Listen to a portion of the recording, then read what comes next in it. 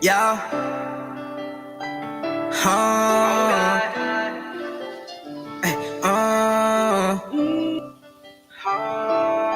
See, I had to fade away.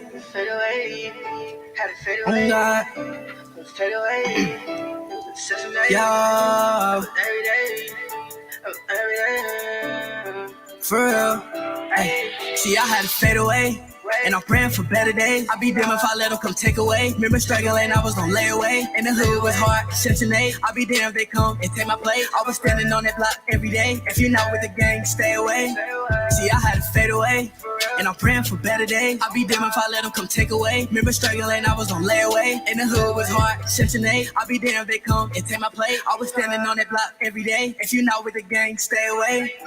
All this time made a nigga change. All that crime told a nigga pain. I got in that them and they say a thing. I throw up the rocks with that paper plane. I step in my cross, we don't play the same. I step out my bus, get a nigga change. I caught you my bro and you traded lanes. I empty your fuck, turn up to a game. They were telling me switching one in my position. Got telling you live away, why won't you listen? I gave up my heart, but she blamed it on distance. I swear I tried everything, get me to fix it. I was grinding hard, I had bigger visions. I think about all of my brothers I'm missing. You know what I lose, look what I'm risking. So I cannot still gotta keep me your biscuit. See, I had to fade away. And I'm praying for better days. I be damned if I let them come take away. Remember struggling, I was gon' lay away. And the hood was hard, Section 8. I be damned if they come and take my plate. I was standing on that block every day. If you're not with the gang, stay away. See, I had to fade away. And I'm praying for better days. I be damned if I let them come take away. Remember struggling, I was gon' lay away. And the hood was hard, Section 8. I be damned if they come and take my plate. I was standing on that block every day. If you're not with the gang, stay away. I just wanna fade away. Remember them times we had layaway. I think the love that you made away. I thought this money take pain away. Remember them times I pray rain away. So I cannot let you take away. I know ain't no kids I don't save today. I stand on this cause they paved the way. Ay. And I see my chance, I'ma take it. I know that I'm dancing to make it. Heart feeling hate, got me feeling like Satan. I'm confused, which way am I taking? Make the news, you play and we baking. All you cooks in the wood, what I'm tasting. I'm the goat, why the fuck I'm mistaken? See, I had to fade away. And I'm praying for better days. I be damned if I let them come take away. Remember struggling, I was gon' lay away. And the hood was hard, Section 8. I be damned if they come and take my plate. I was standing on that block every day. If you're not with the gang, stay away. See, I had to fade away. And I'm praying for better days. I be damned if I let them come take away. Remember struggling, I was gon' lay away. And the hood was hard, Section 8. I be damned if they come and take my plate. I was standing on that block every day. If you're not with the gang, stay away. You better stay away. Searching for better days. I'll be damned if they take me away. I'll be damned if they take me away. Okay. For real. Better day. Section 8. On God.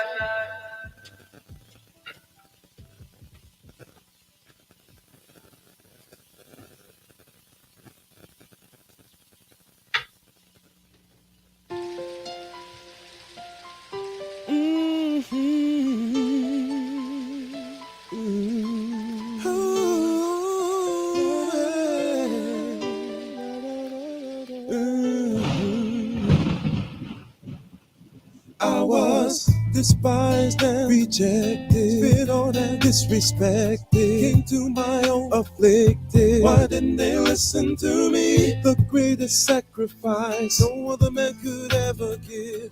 I gave my life and soul, knowing it would make you live. Spirit was willing, with my flesh I had to overcome.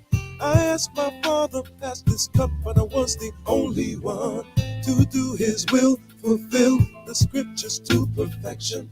Lay down my life in hope of reconciliation. Christ is on His way. Will you be waiting for me? Christ is on His way. Will I find faith in Thee? Christ is on His way. Come to the end of this confusion. Christ is on His way. She turned the righteous ruling. Christ is on His way. Will you be ready for me? Christ is on His way. Or will I find iniquity? Christ is on His way. I bear the sins of many. Christ is on His way. How could you do this to me? Of all the families on earth, you only have I known. My sheep was lost in this world. To you my love was shown.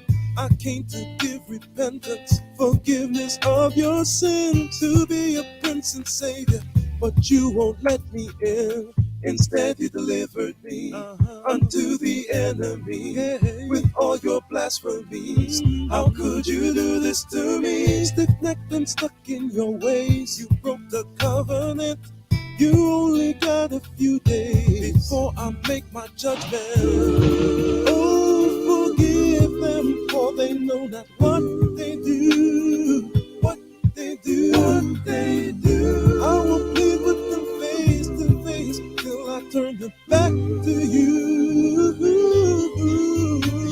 Yo, you thought I wasn't coming back? Imagine that, watch the sky crack when I attack. I held back the winds from the four corners. Now you were gonna watch my battle wax get bloody. No one above me to please them, to choose me, to bruise me, but nothing could move me. You refused me like you never knew me. I didn't have to do it when I carried your iniquity, your wiggly witchery. And you don't remember me, the whole world watched on my name. They lied, denied that I died, so they pierced my side. Now I will return to burn, to unlearn, but the whole world heard. But everything I do is for the Lord. If I breathe, I breathe for Christ. If I die, I die for Christ, no matter the price. Understand it, I present my body as a living sacrifice. That's right. Repent, for the kingdom of the Lord is at hand. The coming of Yahushua is not. And he prophesied when he was going to be born and died. I hope these cats realize that there ain't much time. First and foremost, the Satan holds post. Keep your guards up and close with the armor of the Most High. He's not a man that he should lie. I hate when we teach Jake and they walk on by.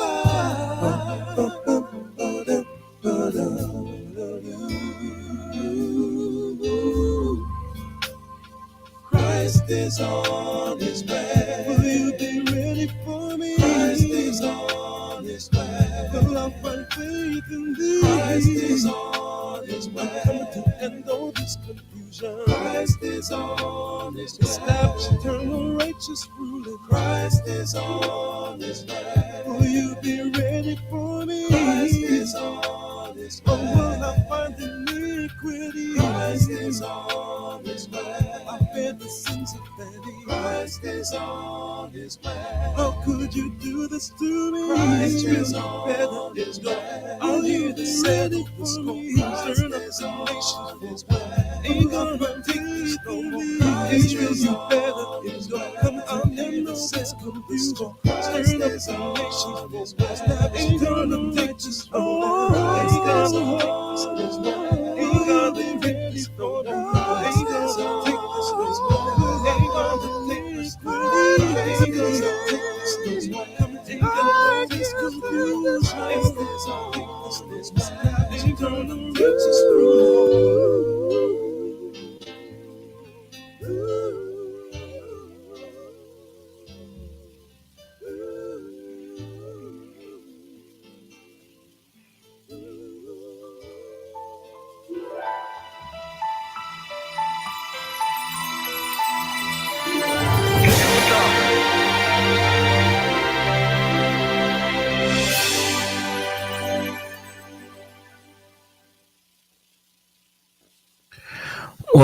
Welcome, everybody.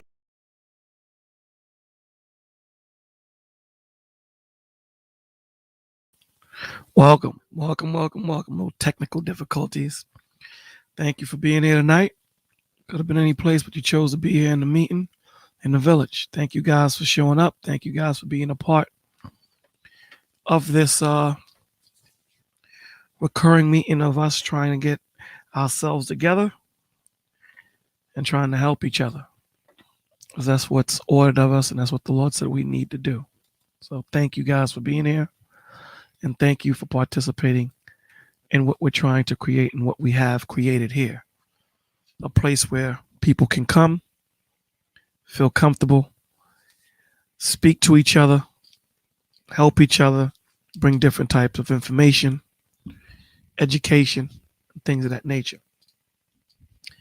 So again, today's Testimony Friday. This is where you guys call in, talk about your strengths, your weaknesses, your failures, your triumphs. Today is where you give your story. You know, today is where you talk about what matters to you.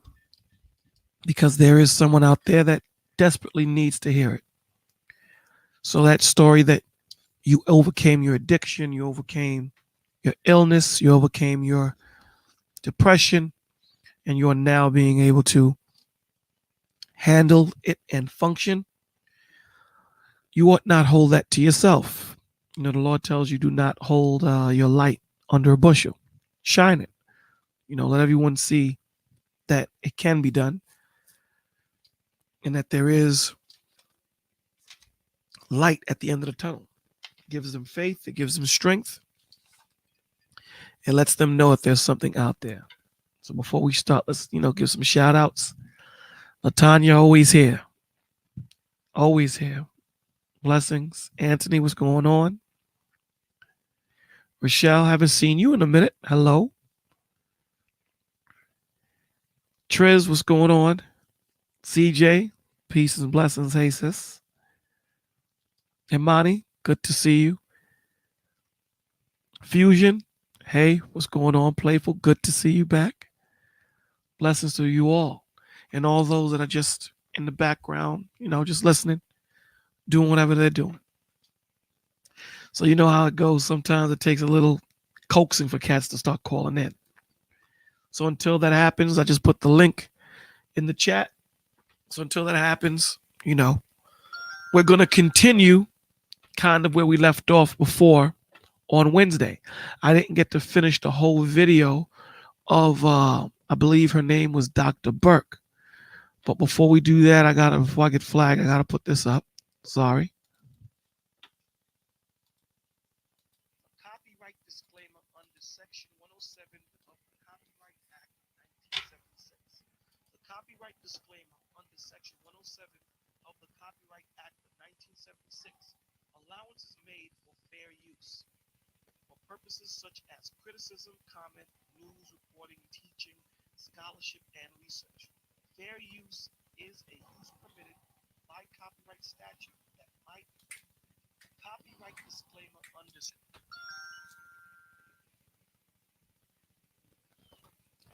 having a little technical difficulties. Hold on while I work it out. Hold on. Hold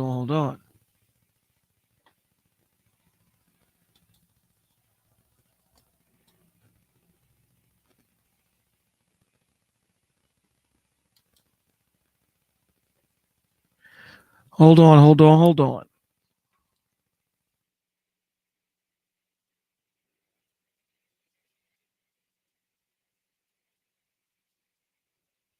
Hold on, guys.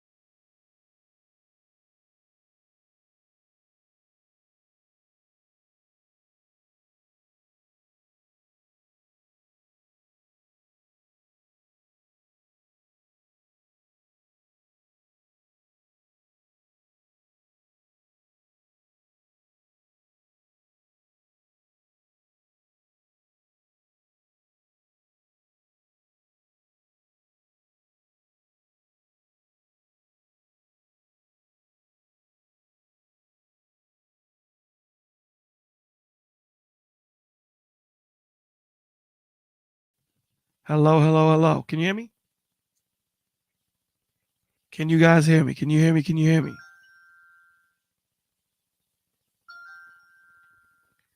Hello. Can you guys hear me?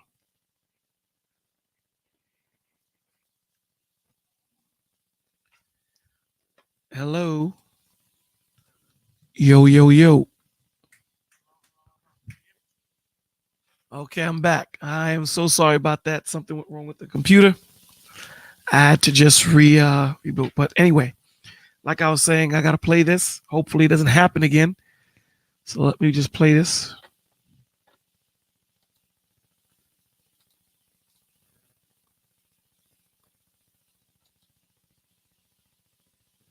There we go.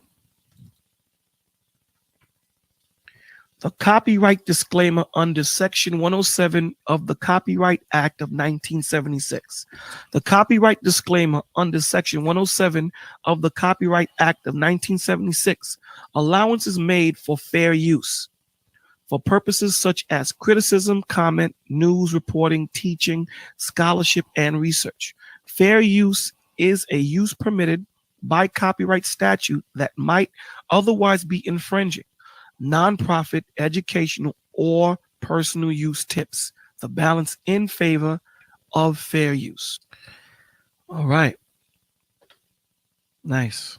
Okay. So now that we got that out the way, we can move on. So, what we talked about Wednesday was about environment and how environment, how the environment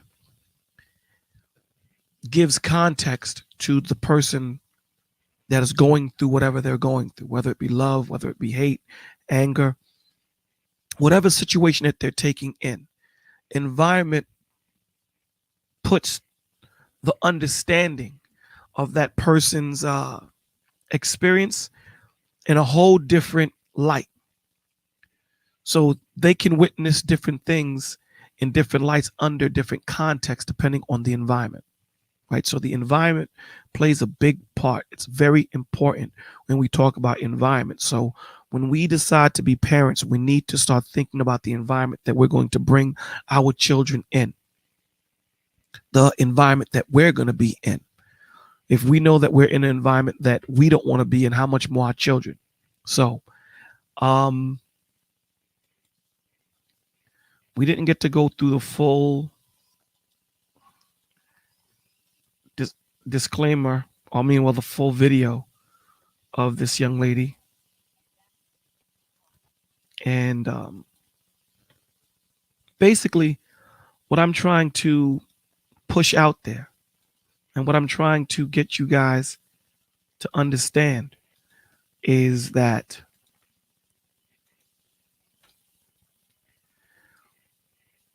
it's the wrong damn video. Excuse me, guys. I'm all over the place today. Excuse me. Sorry about this.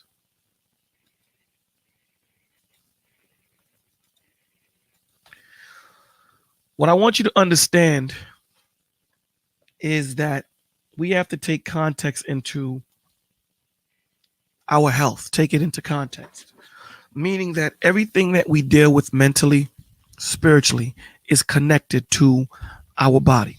And a lot of the times, what these doctors are starting to push out and what these doctors are starting to come to grips with is that a lot of the symptoms or a lot of the ailments that we are suffering physically, the catalyst starts from the mental. It starts from the mind. It starts from the trauma. It starts from the depression that we've had or we've seen in our life. Rachel, what's going on? Welcome back, darling. It starts from the experiences that we've gone through. So this is what these doctors are starting to say, that it's not just this person's back is hurting. It's not just this person's leg. It stems from something else. So this is what these doctors are starting to actually push out. It is no longer about just dosing these kids, dosing these people with just medication and just pushing them off. No, they're starting to get to know their patients. So when you go out there to look for a physician for you and for your family, you need to start to really do your homework. You need to ask questions. Don't just get with these doctors that just want to bring you in and ship you out like, you're on a McDonald's line. These are people that are going to be prescribing medicine that can change your life for the better or for the worse. So you might want to deal with someone that's going to want to get to know you to a certain point, to understand you. This is what good doctors do. And to those that are sick, please go get help. So let's finish watching Dr. Burke and watching what she has to say. It's very profound. For every yes, you would get a point on your ACE score. And then what they did was they correlated these ACE scores against health outcomes. What they found was striking. Two things. Number one, ACEs are incredibly common. 67% of the population had at least one ACE, and 12.6%, 1 in 8, had 4 or more ACEs. The second thing that they found was that there was a dose-response relationship between ACEs and health outcomes. The higher your ACE score, the worse your health outcomes. And when she's talking about ACE score, she's talking about mental trauma, living standards, environment in the home. This is what she's talking about. She's talking about different categories that they set up. And what they saw when they correlated the categories of trauma that people would experience, they kind of combined it to what ailments that they've had physically and kind of seen a pattern. So this is what she's talking about. A person with an ACE score of 4 or more, their relative risk of chronic obstructive pulmonary disease was 2.5 times that of someone with an ACE score of 0. So what she's telling you is a person that had 2 ACEs, right? A person that had certain traumas. This is what they were sustained to. This is what they saw, that the stresses that they went through. And Definite G said something about stress breaks down your immune system. I can't quote what he said, but it was something along those lines. So we need to understand that when you don't deal with your situation, it stresses you out. It stresses you out because you don't actually want to talk about it. You know, usually when you talk about a situation and you try to find some type of resolution to what you're going through, you usually don't get stressed out. You may get stressed out going through the experience of trying to find the resolution. But once you find that resolution, stress usually leaves you. Why? Because it no longer bothers you. Now, whether that situation ended good or ended bad, you still found a resolution to that situation. So it is no longer on the back burner of your mind. We're talking about stress, losing your home, stress, losing your car, stress, not being able to pay your bill, stress, living paycheck to paycheck. This is something that's continuously on your mind. So if you don't find a resolution to these issues, it breaks down your immune system because everything is chemical. Everything works together. Your mental, your spiritual, it works in tandem with your physical and emotional. So when you're stressed out about something, how is it going to show? It's going to show in your attitude, emotion. How does it show? You may have a backache, physical. So everything is connected. Everything. For hepatitis, it was also 2.5 times. For depression, it was 4.5 times.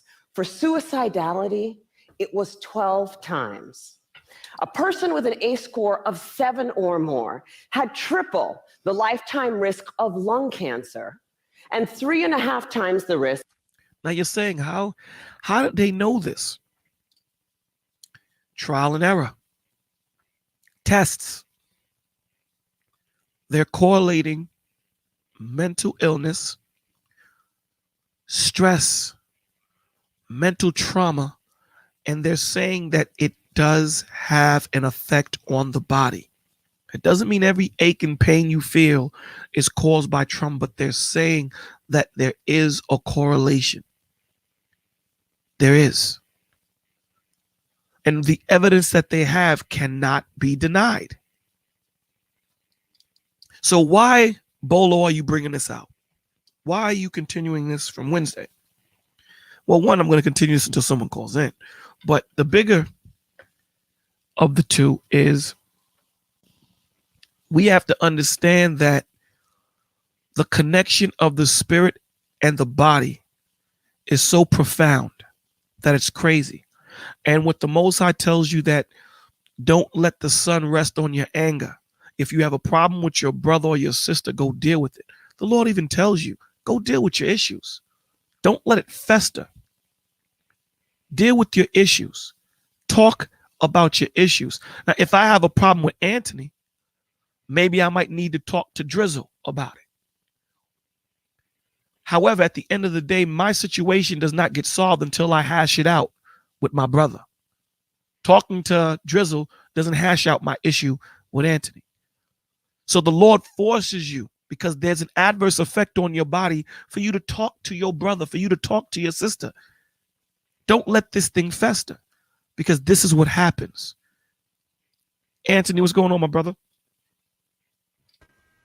Hey, how's it going, man? I'm blessed, man. I woke up. Not much.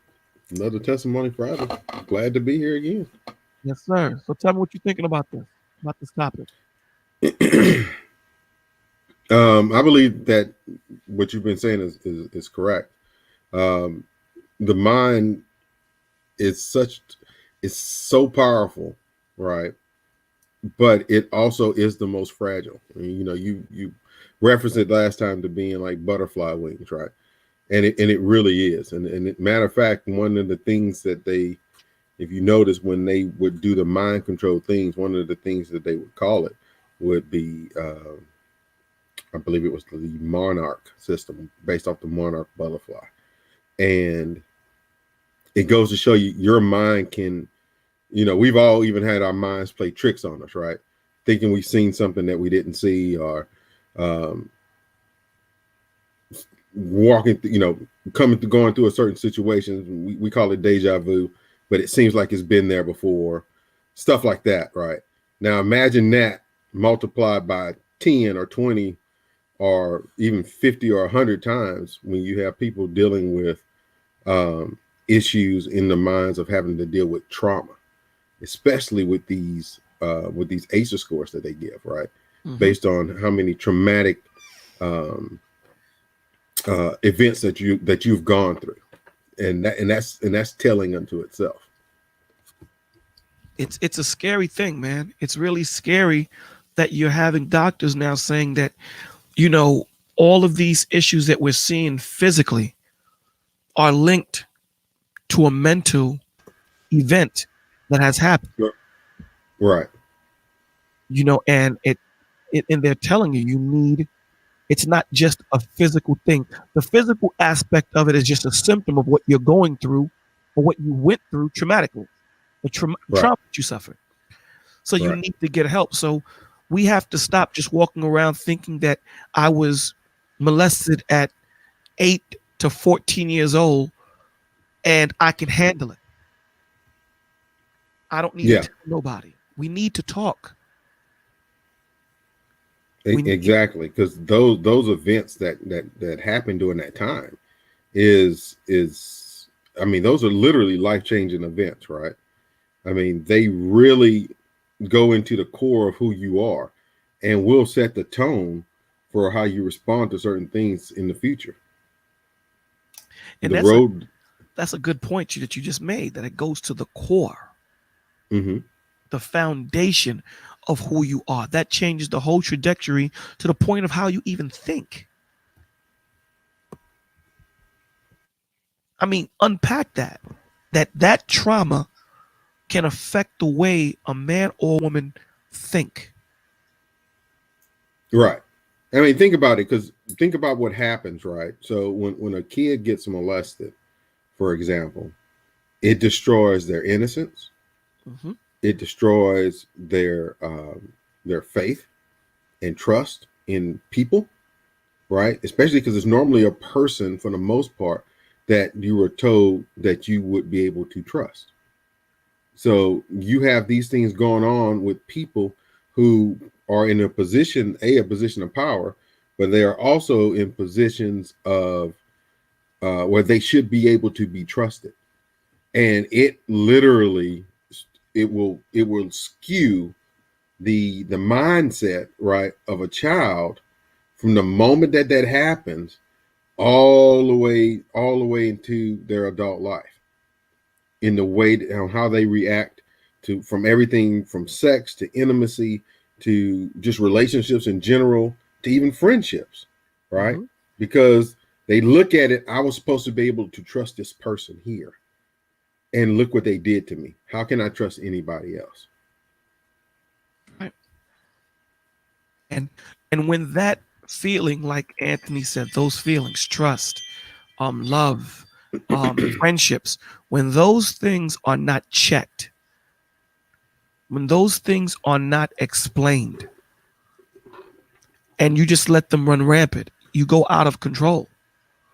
And then sometimes, sometimes, I don't know what the statistics are, but sometimes you become that which you hate.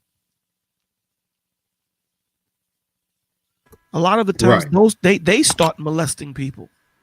Exactly. And you see a lot of that as well. We talk about single parent households and stuff, and especially in like the Black community and stuff like that. But you literally see it, exactly what you said, that gets borne out, right?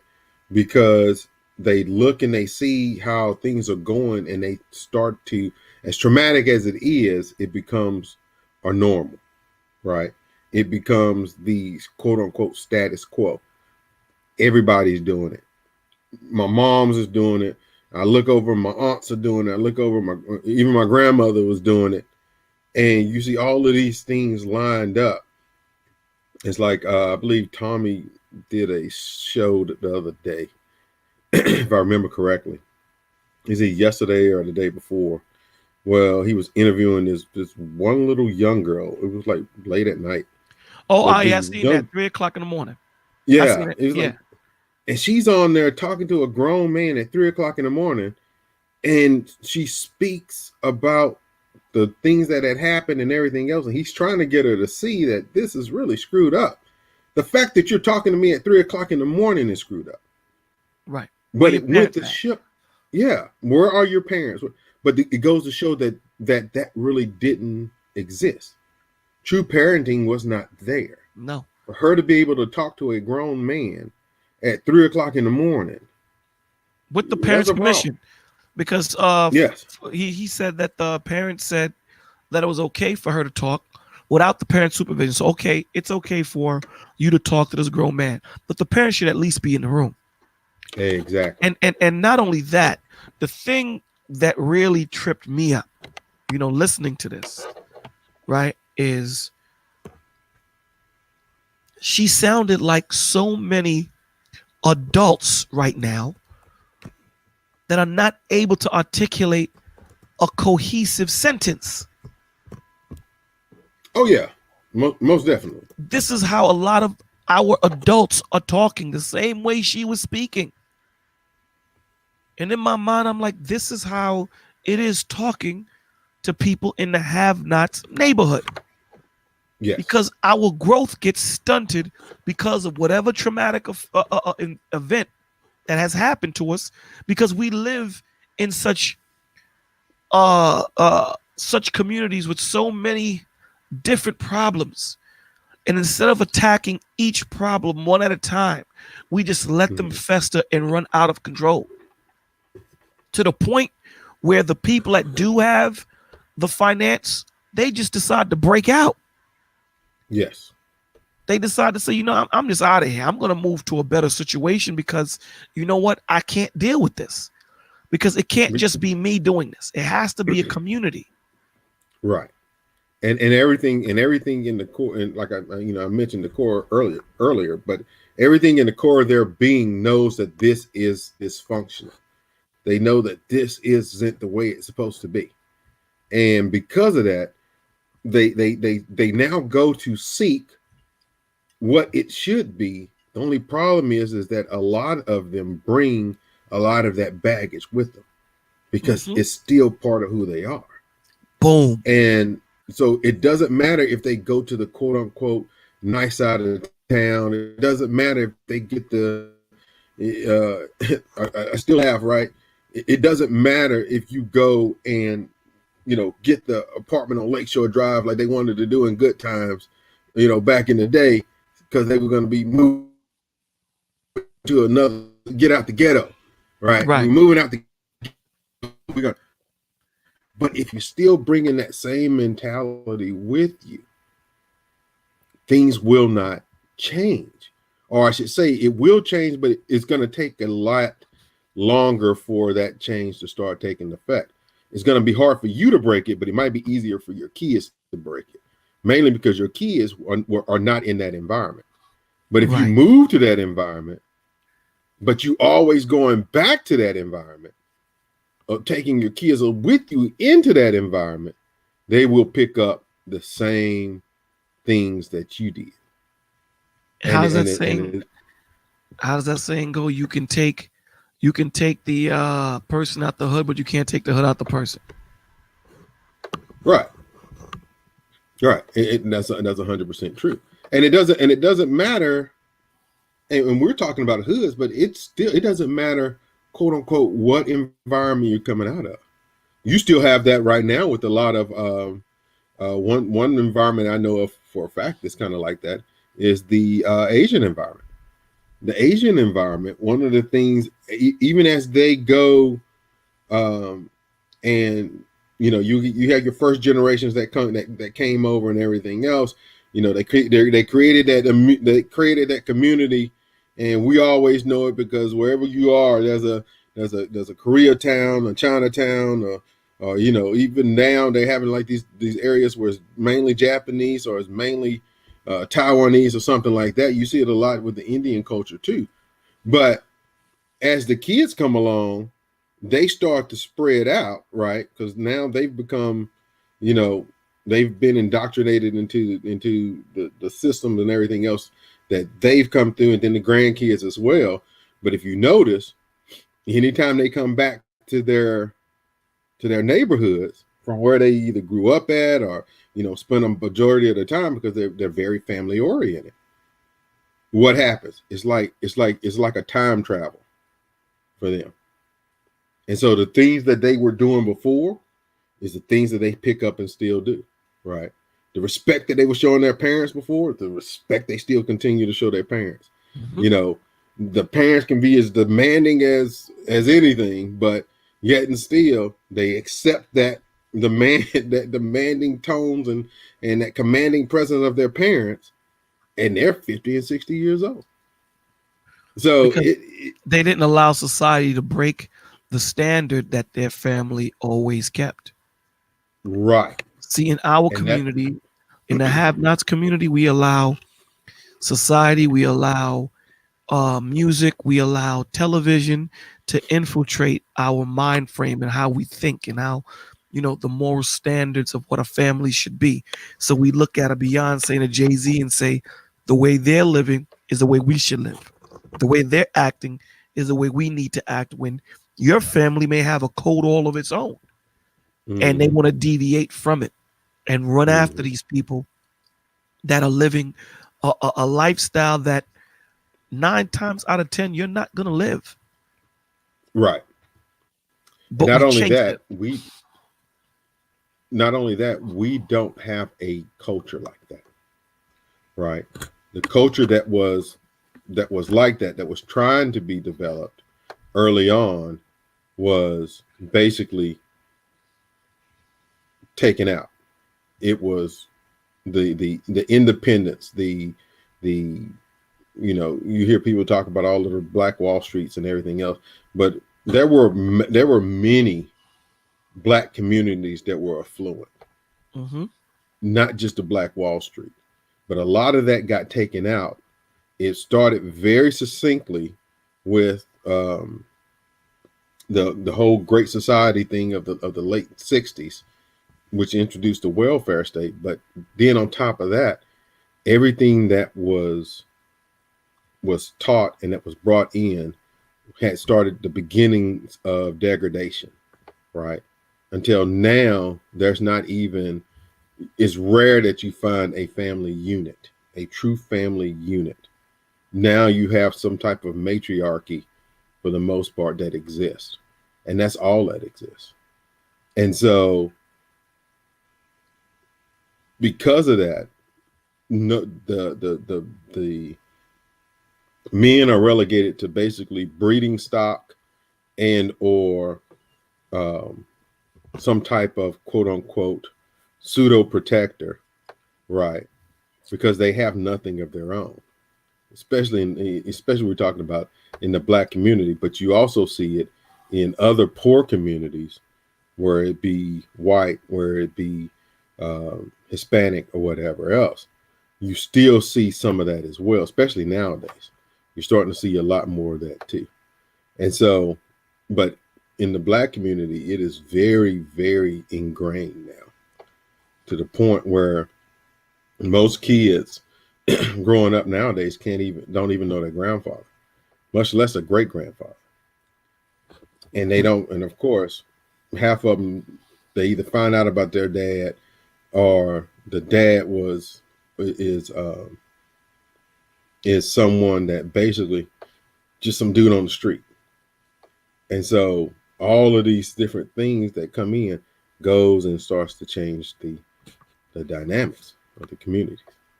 So And that's what we are trying to do here. We're trying to start, well, what we're doing here is starting a network. Take what we learn here, take the trust that we learn here, take the education that we learn here, take the love that we learn here, and say, damn, if we could do it here, we could do it in our community.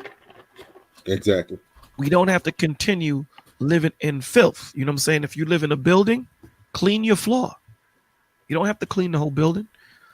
Get the floor together and just say, listen, let's keep our floor together. And then when the other floors see that floor 8 is clean, then floor 7 is going to follow suit.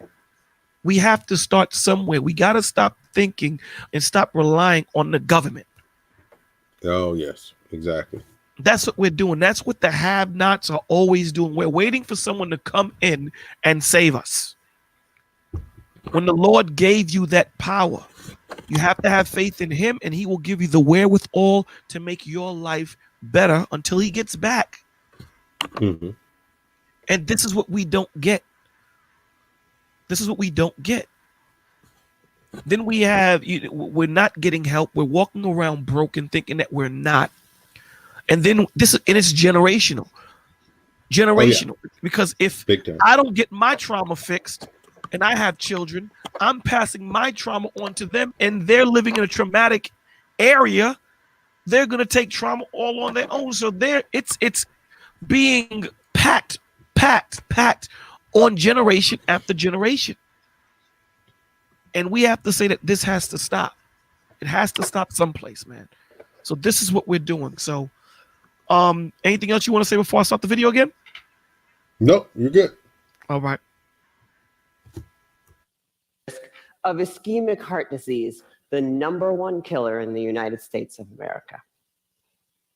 Well, of course, this makes sense. Some people looked at this data and they said, come on, you have a rough childhood, you're more likely to drink and smoke and do all these things that are going to ruin your health. This isn't science. This is just bad behavior. Bad behavior. It turns out this is exactly where the science comes in. We now understand better than we ever have before how exposure to early adversity affects the developing brains and bodies of children. It affects areas like the nucleus accumbens, the pleasure and reward center of the brain that is implicated in substance dependence. It inhibits the prefrontal cortex, which is necessary for impulse control and executive function, a critical area for learning. And on MRI scans, we see measurable differences in the amygdala. And let me interrupt Dr. Burke and bring it down to layman's terms. There are so much things that us as human beings learn as we are children. When we walk and we fall, when we touch things and it burns us, when we have fights with our siblings, There are so many things that are developing. There are so many connections in our neural net, in our brain, that are connecting and giving us information and giving us things that later in life that we are going to use to help navigate us through life. And when you cut that off, when trauma cuts that off, when you tell this child at 5, you're the man of the house, you cut that learning off, because now they have to shift to another way of thinking. They're not going through the full development as a child to get the whole education that they would get, the whole experience as a child. There is so much information that they are learning as children that they are going to refer to later as adults, because these things are developing as they grow. But when you cut that off, they now have to come back to it as adults. So now you have this grown ass man trying to figure out emotionally how to deal with things. I know you wanted to say something on this. Go ahead, bro. No, what I was going to say is, and I actually thought about that when we were talking a little bit earlier, and then it slipped my mind. But that piece that you're talking about is 100% correct, because you tell a little kid that however his age is, 5, 6, 7, 8, whatever, you're the man of the house, right? But yet and still you continue to bring in what? Other men into your house.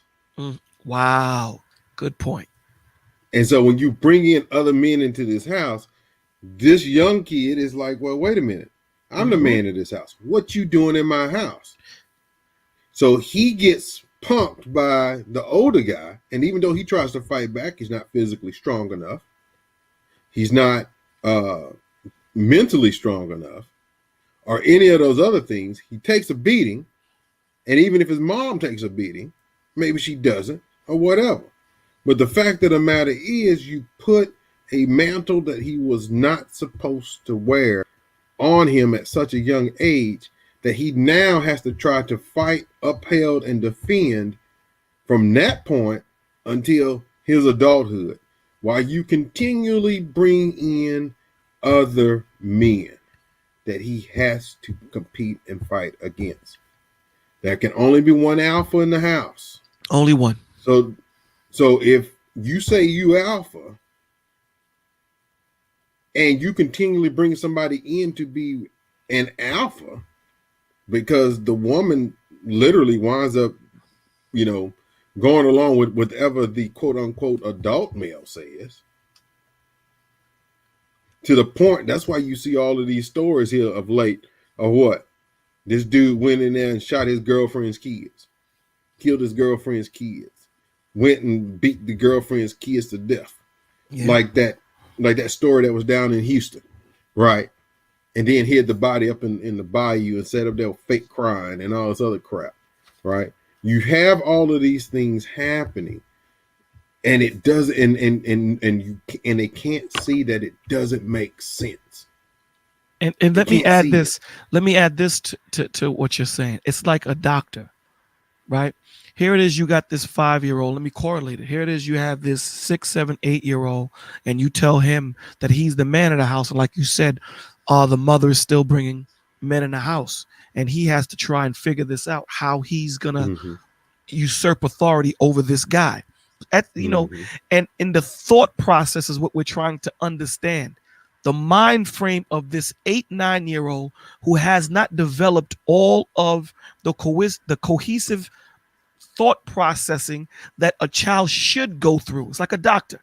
If they don't go through the whole schooling that they need to go through, and they skip 4 or 5 years of medical school and just jump, there's going to be portions of their information, portions of their education that they're lacking, and that they're not going to be able to refer to when they need to do that, when they're diagnosing you or when they're in the operating room. This is the same thing that you're doing with children when you force this 8-year-old to no longer think like an 8-year-old, but think like a 28-year-old at 8. Figure that out. Exactly. So this 8-year-old does not know. So now when he becomes 28 And he's crippled because he doesn't know how to think, because all that information that he or she would have gotten as a child, because don't get it twisted, there's a lot of neural connections that are being made as children when they're learning, from the time that they're picking up a toy, throwing it, walking around, and figuring things out. We've seen children figure things out. We've seen babies try to stand up and then fall. Stand up, then fall, or go up the steps, and they say, you know what, I can't walk up. So what do? They sit on their butt and just roll down the steps. They're figuring these things out. So when you stop that child from going through the bumps and bruises of educating themselves, just learning from experience, you're handicapping them. So now you have these 28-year-old men and 28-year-old women that are really 8 years old emotionally and mentally. Yes. And this is why you have so much violence in the have-not communities, because they don't have the wherewithal to actually reason out a situation with you. The first thing they resort to is violence. I don't care. I don't want to hear what you're saying, because they don't have the mental fortitude to actually sit down and reason with you and say, okay, let's have a conversation, you and I, and let's talk about it. Their first reaction is to fight. It's to shoot. Right. It's to kill. And it's either verbally or physically, one of the two. But they will go from 0 to 60 in 0.15 seconds and get there before they actually, it literally takes them that quick to get there, but it takes them 2 hours to back it all back down and to use any type of critical thinking or use any type of reason, as you were saying, where the logic starts to stick. Right. They are in a sea of turmoil and emotion, because everything for them is disagreement means disrespect. And disrespect cannot be tolerated. And you see that because that's how they were brought up. I can't disagree with you. And we can reason and logic and have reason and logic and then say, okay, I see your point. I see where you're coming from. I still disagree with you though. Right? Because I believe my answer, based on the logic and the knowledge that I know of, I still lean toward that. Right. But you make some good points. Right. I can see how you came to that conclusion. Right. And that's that learning. Could happen. And that's learning. Learning doesn't mean learning doesn't mean I agree. Learning means I see your point. And if it's truth, I'll take it. If I don't believe it's true, then I'll leave it alone. They don't do that. No. It's you disagree with me. And you and not only are you being disrespectful, but you're also being evil. So you must die. So you must, B. Listen. Disagreement is disrespect, and disrespect is death. All these. Think about that. Think about it, and then look at where we're going today. Even out, and this is how people are being taught. And this is why you have a lot of the things going on today. And that's why I say it's in the hood for sure, but it has made that has become outside of the hood because it's what's been indoctrinated within our children. Disagreement is disrespect. Disrespect, you got to die. And the issue with all of this is we cannot heal if we keep saying that it's not there. We cannot heal if we don't acknowledge that there's a problem. Right. No healing comes from that. We have to acknowledge that, listen, man, we got problems, man. And I don't understand how we don't see that. That goes to show how blind the have-nots are. To sit there and you look into these different communities and say, damn, the sun shines different in Beverly Hills than it shines in Harlem. Certain parts of Harlem. You say, why? The community. It's not that they're better people. It's nothing to do with that. I'm sure that if the people in Harlem had the same opportunities that the people in Beverly Hills, they would thrive the same way. But the difference is, go ahead, only that though. Yeah, it's not only that though. What you run into with the quote unquote Beverly Hills crowd, we'll tell you to do one thing, and we'll even promote what we're telling you to do. And we'll give to the organizations that promote it, and we'll do all of these things. However, we don't do what we tell you to do. We don't get indoctrinated exactly with the stuff that we tell you to do. Right. We don't eat the foods you eat. Exactly. We know where to go. Mm-hmm. We know what we're supposed to be eating. We know what we should be watching. It was so funny because people were all like in awe and outrage some years back, talking with they were talking with Madonna, right? And she was like, they were like, so what shows do your kids watch? Oh, they don't watch TV. And they were like, what? They don't, no, they don't watch TV.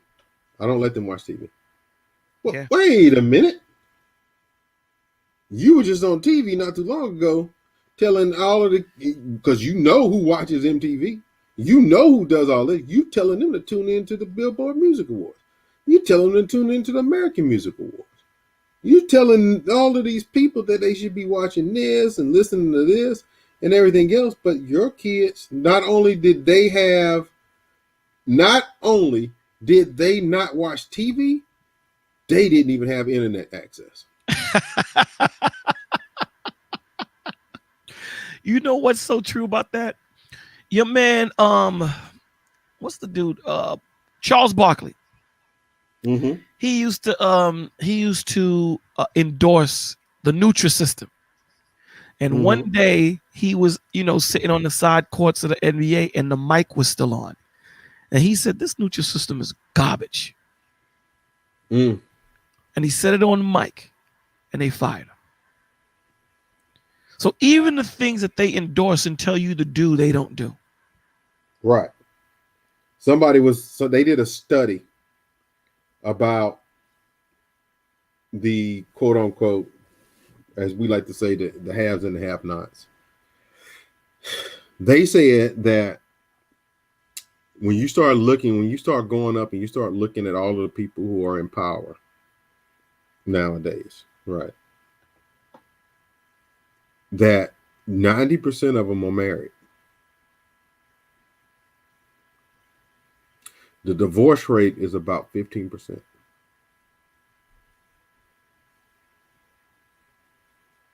Think about that for a second. 90% of them are married.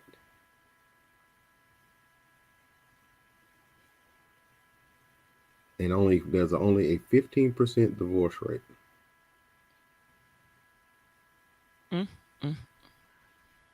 But they push things on you. They push the majority of them don't have or are not in debt, number one. Number two, they've been married to the person that they've been married to for however many years. They have not divorced their wives. No matter what happened, they didn't do it. Their kids go to some of, if not the best schools, number one, as well, another option for that. They also take their kids also are on the track to go to certain universities, and that's the only universities they'll ever go to. And so when you look at their path, right, they only eat certain foods. They only eat before people started screaming about the whole GMO stuff and versus non-GMO and all of the other stuff. The majority of them don't eat. The majority of them either are growing their own food or they have their own cattle or they're getting from different farms or whatever else that do things a certain way. Almost like Mennonite type stuff, right? This is what they do. And this is and these are the and they start doing that. And when people are like, well, they were born rich. When you go and you look at who has money and the people who have money, most of the people are self-made.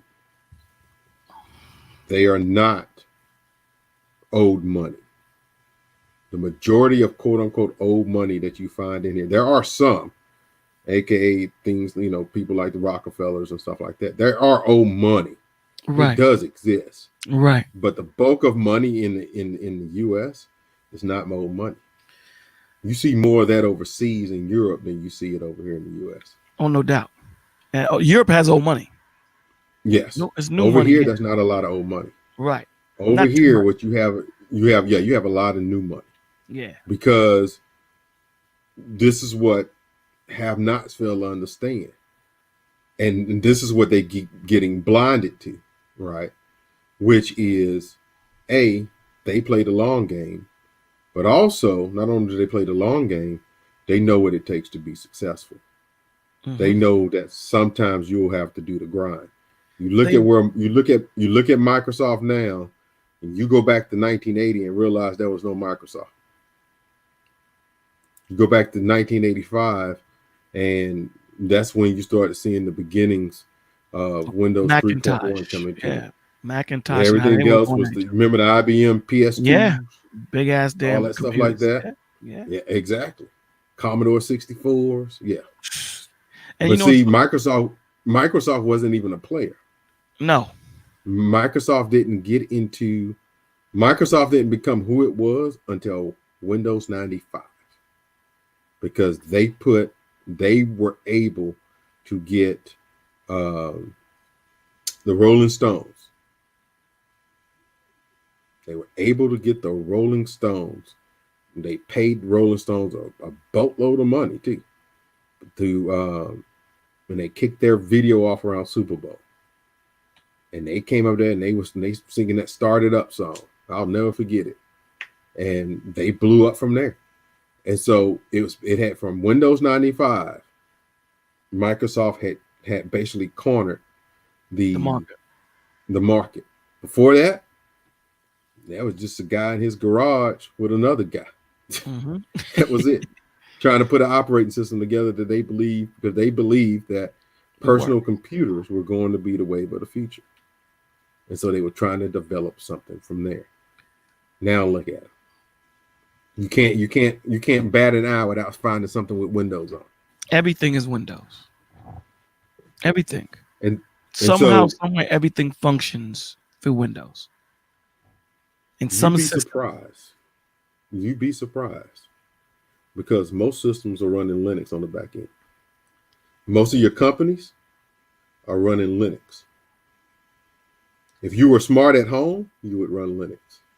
The majority of people runs Windows.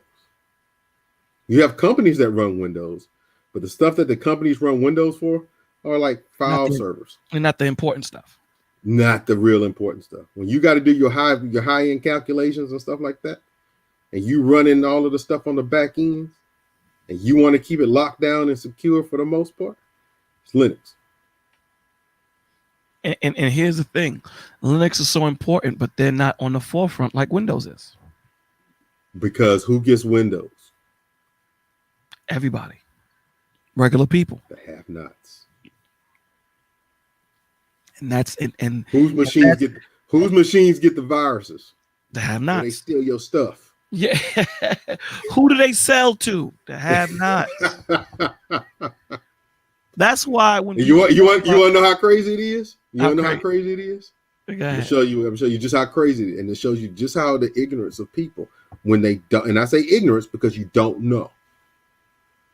How much would it cost for you to put Windows on your machine? A couple of $100. The average person spends about $600 to $700 between Microsoft, Windows, and Office. Linux is free.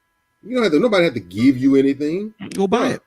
Get you a bunch of people together and go buy land in Texas. You can know, buy land in Texas almost anywhere. There's some people that just did that. I was reading an article about 8 families bought like maybe 100 acres. I forget where. Black families. 8 of them. I think that was over in Virginia or something. I think it's someplace like that. And they came together and bought 100 acres. I think it was 8 of them.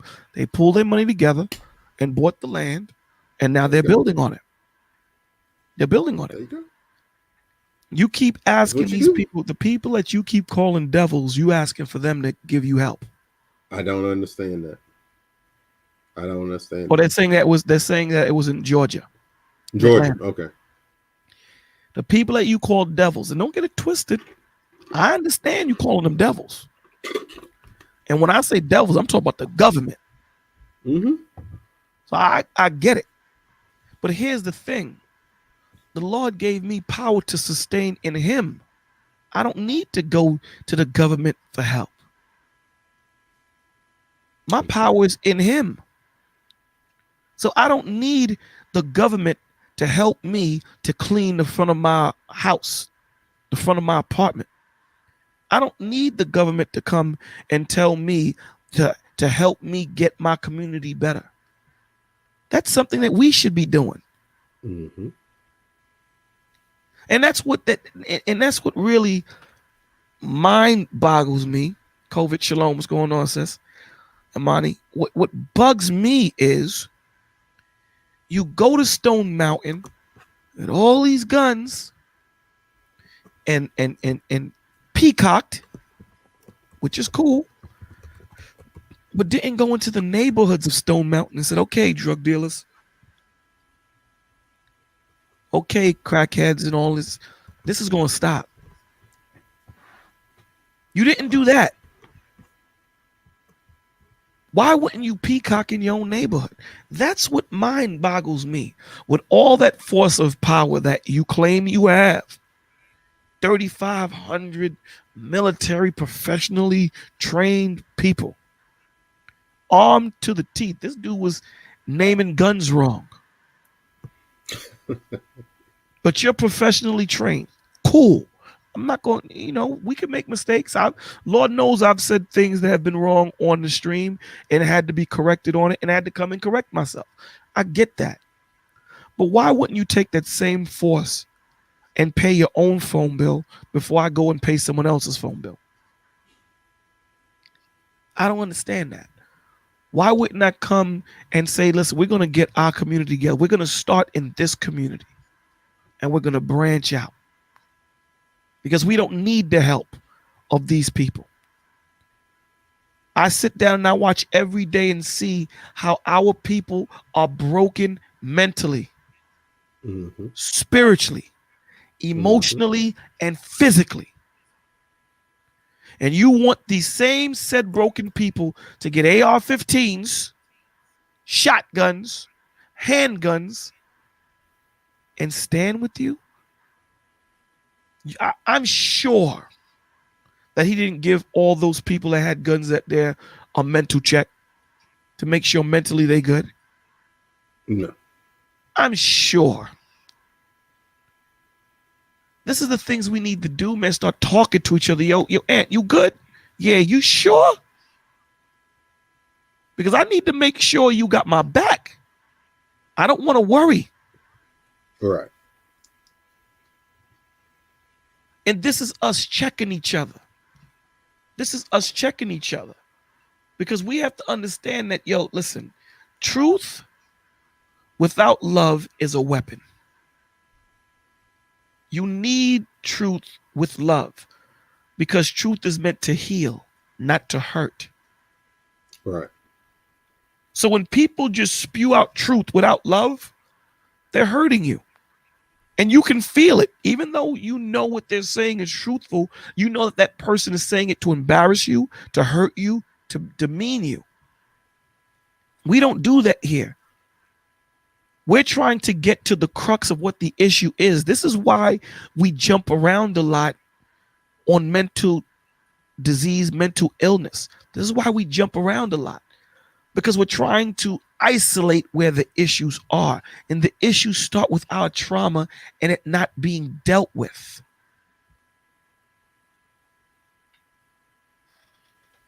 We have to start talking to each other, man. Agree 100%, man. Let me continue with this video because Dr. Burke is Dr. Mike and Dr. Burke is on a different level, bro. Brain's fear response center.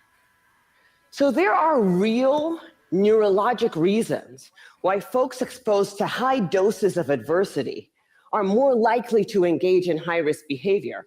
And that's important to know.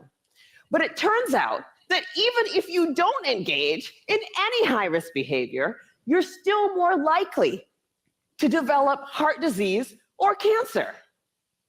The reason for this has to do with the hypothalamic pituitary adrenal axis, the brain's and body's stress response system that governs our fight or flight response. How does it work? Well, imagine you're walking in the forest and you see a bear. Immediately, your hypothalamus sends a signal to your pituitary, which sends a signal to your adrenal gland that says, release stress hormones, adrenaline, cortisol. And so your heart starts to pound, your pupils dilate, your airways open up, and you are ready to either fight that bear or run from the bear. And that is wonderful if you're in a forest and there's a bear. But the problem is what happens when the bear comes home every night. And this system is activated over and over and over again. This is what we go through. And see the part that she's leaving out, and I don't know if she left it out purposely, because it makes you sound like you're a religious fanatic when you say that. Everything that she said is true, but the one thing that it starts with is the spirit. Your spirit is what said, damn, that bear's coming. And then that information gets shoveled down to your mental, your emotional, and then your physical. But the point that she's making is, imagine that man or that woman coming home with all of that attitude, all of that strength, all of that adrenaline, all of that going on every day because of the trauma that they see in the neighborhoods. Your child's trying to get to school, but he got to jump over 8 fences because the neighborhood that that child is in is bad. The neighborhood that that child is in, there's a lot of drug dealers. Nay says, true and genuine love can be scary or questioned at times to someone who's thought that they were truly loved or been in love with someone and never knew how to love or what love is in the first place. I think that, Nay, if you reverse the second portion of your statement and put it on top of the first portion of your statement, you answered, right? So that person that did not know what love is, if they would have taken the time to figure out what love was, that now when they actually are encountered by someone that is professing love, they would understand. Because love is not just a word that I say. Love is an action word. I have to prove my love to you. So in that sentence, me proving my love to you, there's something that I have to do. And then we throw love on top of it, right? So what did that man do to prove his love to you?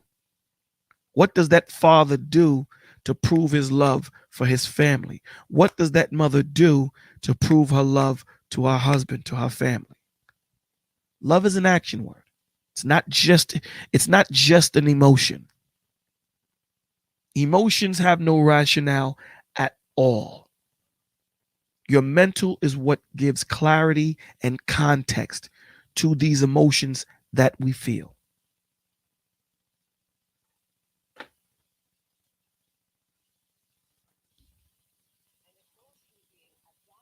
And it goes from being adaptive or life-saving to maladaptive or health damaging. So when you have that chemical pumping into your mind, body, and soul continuously, instead of it being something that you access when you need it, and it's something that's happening every day, it starts to affect the body. Too much adrenaline. These are things that we have to start checking. And how do we know this is happening? Because of our communities. We have to have a heightened state of awareness when we live in the have-nots communities. We do. We got to keep our head in the swivel when we're in the hood.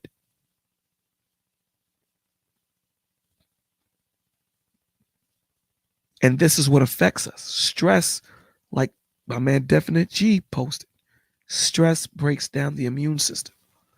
This doctor just gives a better breakdown scientifically how it does it. But stress comes in many different forms, many different states.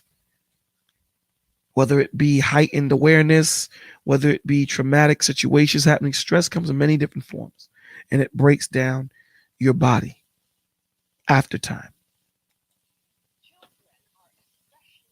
Children are especially sensitive to this repeated stress activation because their brains and bodies are just developing. Is that not what we just said, Anthony? Is that not what we just said? Yep. Exactly what we said. We gotta start. Listen, the math don't lie. The math don't lie.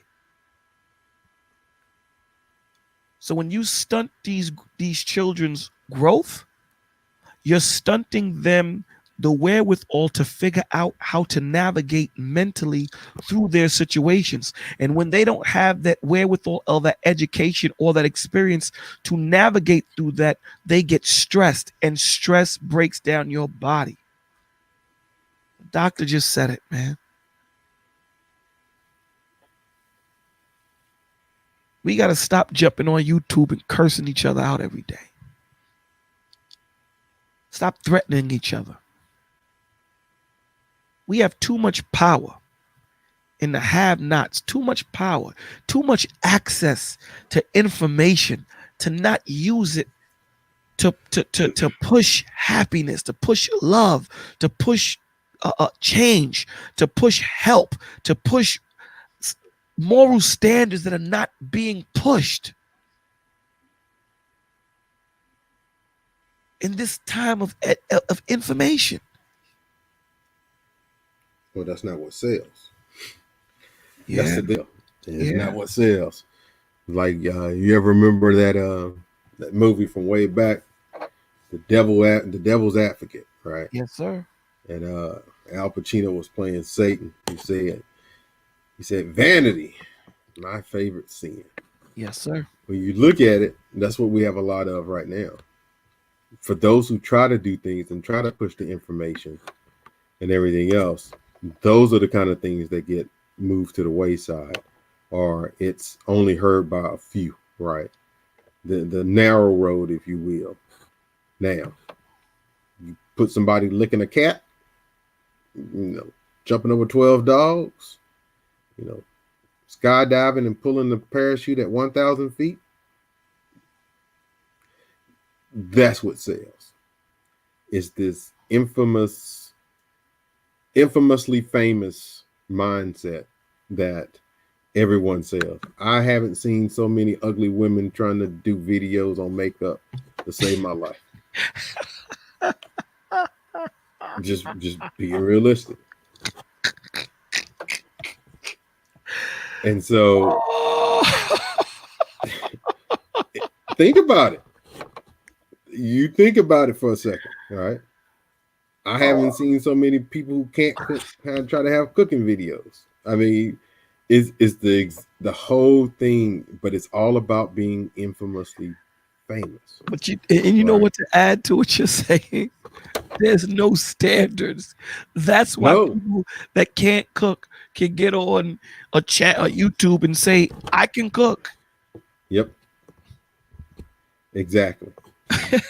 And when people watch what they do, and they like start shaking their head and saying stuff about it or laughing at them, They attack. they become what? They become a meme. Mm-hmm. They become a meme, and they become the face of X, Y, and Z. I mean, think about this for a second. You got dudes running around doing makeup videos. That was the dumbest thing I ever heard in my life. Wow.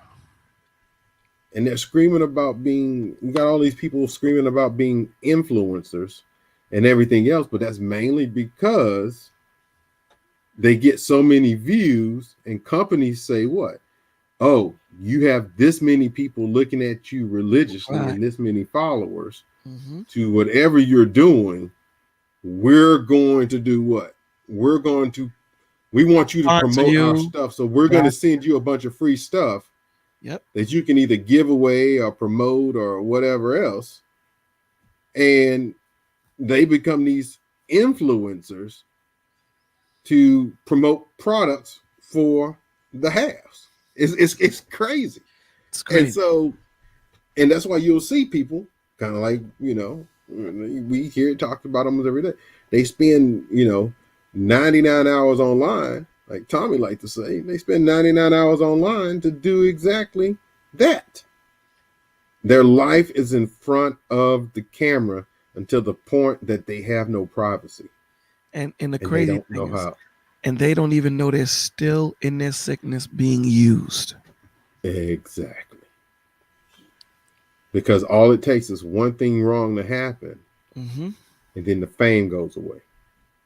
And they don't want that. Now you're back, and now you're back to being what? A regular degular. Now you're back to being a nobody. A nobody now without a voice. So, wow. And that goes back to exactly what you said. That's what the devil uses. Vain glory. Yes. Vanity. Wow. Vanity, vanity, vanity. And that's what, and people continue to be sucked into it. It's I don't see anything wrong if you got your set of people that you know and you friends with on whatever, Instagram, Facebook, or whatever else, and you go like, hey, I went to such and such a place today. Show the picture of your food or show a picture of the place that you went to or whatever else.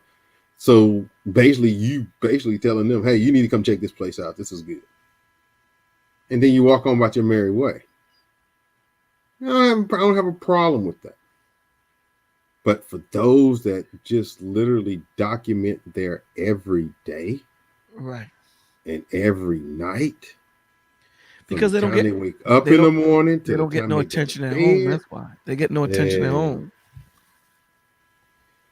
But here's the deal: even if they did get attention at home, what's better? In attention at home? But technically, it should be, because those are the people who care about you. Right. But what if 1 million people know my name? Yeah. And you know what? They take what we speak in here all the time, right? They take quantity over quality. Exactly. All right, let's continue with Dr. Burke. Health damaging.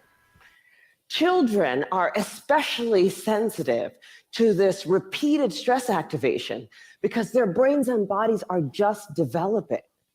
High doses of adversity not only affect brain structure and function, they affect the developing immune system. Brain structure developing.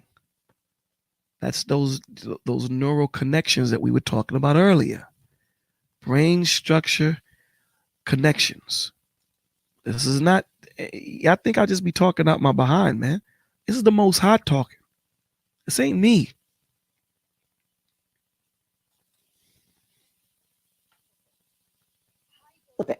High doses of adversity not only affect brain structure and function, they affect the developing immune system, developing hormonal systems, and even the way our DNA is read and transcribed. Wow.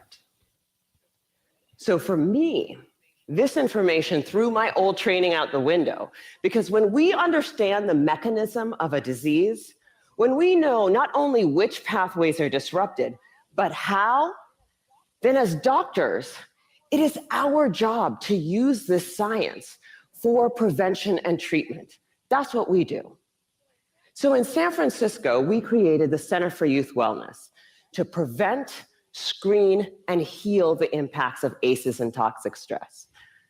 We started simply with routine screening of every one of our kids at their regular physical, because I know that if my patient has an ACE score of 4, she's 2.5 times as likely to develop hepatitis or COPD. She's 4.5 times as likely to become depressed, and she's 12 times as likely to attempt to take her own life as my patient with 0 ACEs. I know that COPD. She's 4.5 times as likely to become depressed, and she's 12 times as likely to attempt to take her own life as my patient with 0 ACEs. We better start talking to our children, because we do not know what's going through their minds. We do not know if they're thinking about taking their life, because we stop them from growing and stop them from being able to figure out how to navigate through their situations by interrupting their brain development. We better start taking this serious. I know that when she's in my exam room. For our patients who do screen positive, we have a multidisciplinary treatment team that works to reduce the dose of adversity and treat symptoms using best practices, including home visits, care coordination, mental health care, nutrition, holistic interventions, and yes, medication when necessary. But we also educate parents about the impact of ACEs and toxic stress the same way you would for covering electrical outlets or lead poisoning.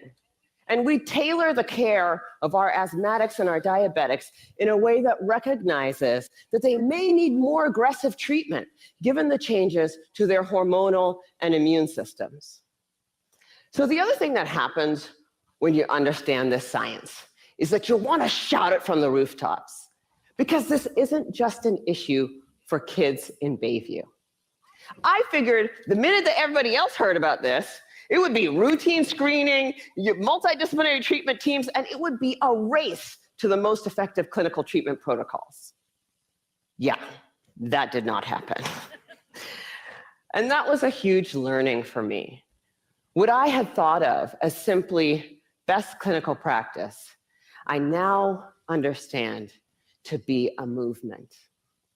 In the words of Dr. Robert Block, the former president of the American Academy of Pediatrics. And you know, when people talk about movements, they form movements because the everyone else isn't taking to what the science is saying. So they have to form a movement. They have to form a coalition to actually get everyone on board with what's being said.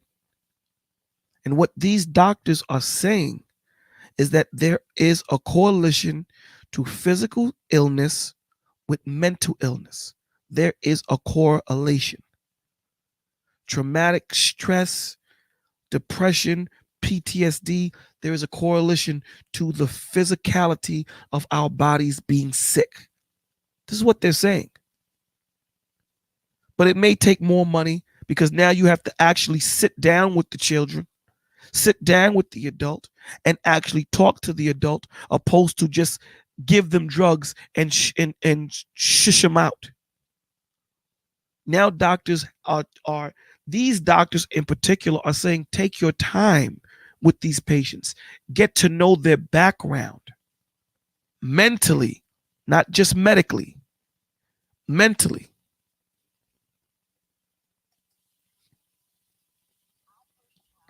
Adverse childhood experiences are the single greatest unaddressed public health threat facing our nation today. And for a lot of people, that's a terrifying prospect. The scope and scale of the problem seems so large that it feels overwhelming to think about how we might approach it. But for me, that's actually where the hope lies. Because when we have the right framework, when we recognize this to be a public health crisis, then we can begin to use the right toolkit to come up with solutions. From tobacco to See that, and that's the shame in it. We have to recognize it as being a public health crisis. So what she's saying is through this movement that she is pushing, that she's trying to get the institution to recognize it so that now monies can be allocated to it. So now it becomes the norm, opposed to it being something that only a few doctors are going to push. This is where the shame is.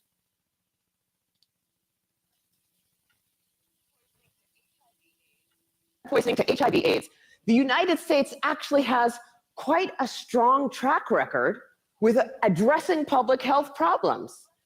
But replicating those successes with ACEs and toxic stress is going to take determination and commitment. See? It's going to take determination and commitment to save our minds. To save our minds is going to take commitment.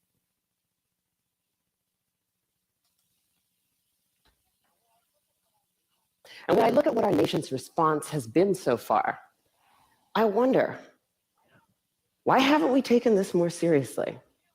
You know, at first, I thought that we marginalized the issue because it doesn't apply to us, right? That's an issue for those kids in those neighborhoods, which is weird because the data doesn't bear that out. The original ACEs study was done in a population that was 70% Caucasian, 70% college educated. Boom. But then, the more I talk to folks, I'm beginning to think that maybe I had it completely backwards. If I were to ask how many people in this room grew up with a family member who suffered from mental illness, I bet a few hands would go up. And then if I were to ask how many folks had a parent who maybe drank too much, or who really believed that if you spare the rod, you spoil the child, I bet a few more hands would go up. Even in this room, this is an issue that touches many of us.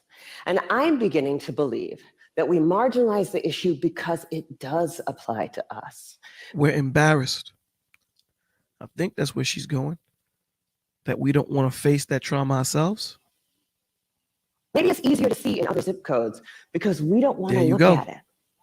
We'd rather be sick. Fortunately, scientific advances and, frankly, economic realities make that option less viable every day. The science is clear. Early adversity dramatically affects health across a lifetime. Today, we are beginning to understand how to is clear. Early adversity dramatically affects health across a lifetime. Is clear. Early adversity dramatically affects health across a lifetime. Today, we are beginning to understand how to interrupt the progression from early adversity to disease and early death. And 30 years from now, the child who has a high ACE score and whose behavioral symptoms go unrecognized, whose asthma management is not connected, and who goes on to develop high blood pressure and early heart disease or cancer will be just as anomalous as a 6-month mortality from HIV/AIDS. People will look at that situation and say, what the heck happened there? This is treatable. This is beatable. The single most important thing that we need today is the courage to look this problem in the face and say, this is real, and this is all of us. Basically, what she's saying is what Anthony said. We have to say, you know what? We're going to force these doctors to actually start treating us like human beings and not like lab rats. We're going to make these doctors actually start to think of us as human beings. But it starts with you. It starts with you knowing that your life matters. It starts with you knowing that you matter. that you deserve love, that you deserve a better life, that you deserve to live, that the world will not be better without you. And that starts with self-love. It starts with you loving yourself. And by you loving yourself, you're going to want to get the best health, the best doctors that you can afford. You're going to go see the therapist and talk to them. You're going to want to go talk to your doctor and see them when something is wrong. You're not going to wait 5 years to go see the dentist. See, when people wait, it's because they have a self-loathing of themselves. Believe it or not. Because if you value something, you take care of it. When you buy them Jordans in the streets, as soon as you finish wearing them, you wipe them down with some water and soap, and you put them right in the box. So if you're able to take care of your Jordans or your Prada bag, you should be able to take care of your health. What's more important than that? And it starts with taking care of your mental health. Because mentally, if you're not there, then it makes no sense.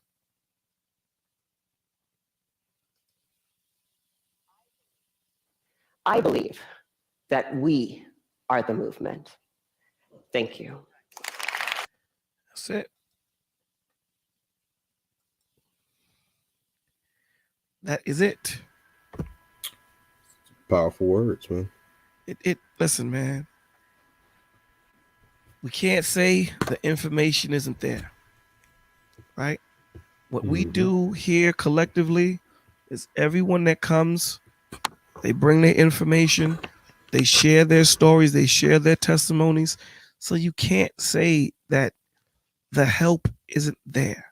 The help is.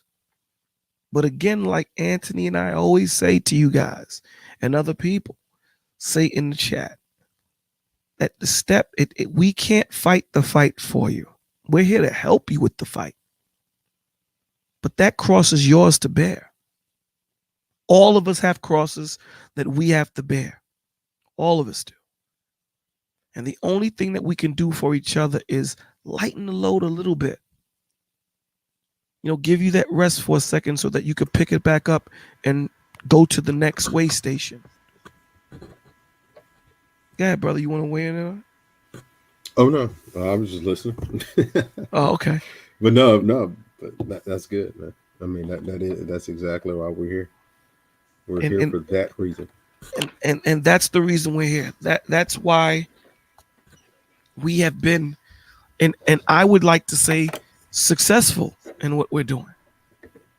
I would like to say we've been successful in having a core set of people that come together and trust each other, speak to each other, pray for each other, help each other, there for one another. Now, don't get it twisted. We're not going to lie to you. We're going to tell you your breath stink. And right after we tell you your breath stink, we're going to get you toothpaste. We're going to get you mints, candy, and we're going to get you a doctor's appointment. But at the end of the day, you got to take the candy. You got to brush your teeth. You have to go to the doctor's appointment. We can't make you do it. That burden is yours to carry.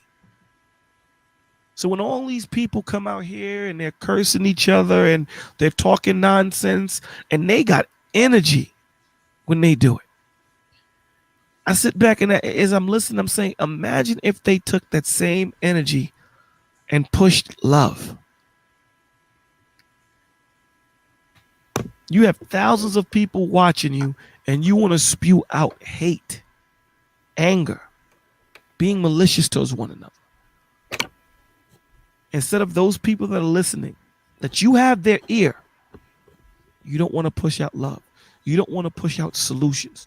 You don't want to push out help. You don't want to push out moral standards. You don't want to push out no longer being a burden on other people. Standing up and taking self-acknowledgement and saying, I'm going to stand for myself, being the change, saying no more. You don't want to do that. Well, because if they do that, then you get held accountable. And when you get held accountable, you'll basically be on the on you'll be on the island by yourself sometimes. So as you stand, right? Look at Ice Cube, for example. Ice Cube went out and said, "What? We need to create something. We can't keep throwing our vote. We can't keep giving these people our vote and letting them run all over us." He's like, "We need to come up. We need to do something." And so he approached both parties and said, "What? Hey, look, we got this contract. This is what we're trying to do. We believe that you guys shouldn't be just getting our votes and this and that and the other. And for lack of better terms, we should be compensated because you've gotten a lot from us. We've got nothing from you. What are you going to do for us?" Yeah, one of them told him, "Well, yeah, come see me at that election." Yeah, the other one's telling him, "Hey, let's do something. let's see what you got. Yeah, let's look at it. Let's see what you got." And now, at no point in time did he endorse any candidate. He just said, "You guys are running for office. You guys are running for one of the highest offices in the land. What you gonna do?" And he is literally getting dragged. Yeah, in the streets. In the streets. He's getting dragged. And you have some that have sat out there and said, like, "How you gonna sit up there and drag this man?" And you hear some of them that's, some people will run around there, "Well, who wants to listen to what a rapper has to say?" Right. Well, you got to think about this. This guy had built his own brand. Mm-hmm. This guy has not only transitioned from being a rap artist to an executive, to being an actor, to being an executive, to he literally went out and started up a basketball league for NBA stars, or former stars, I should say, because they still had a following. And he wanted to put some, basically kind of give you a little and one and a little. Took it to the next level. Yeah, he said, if they got the NBA, why can't we have our own thing?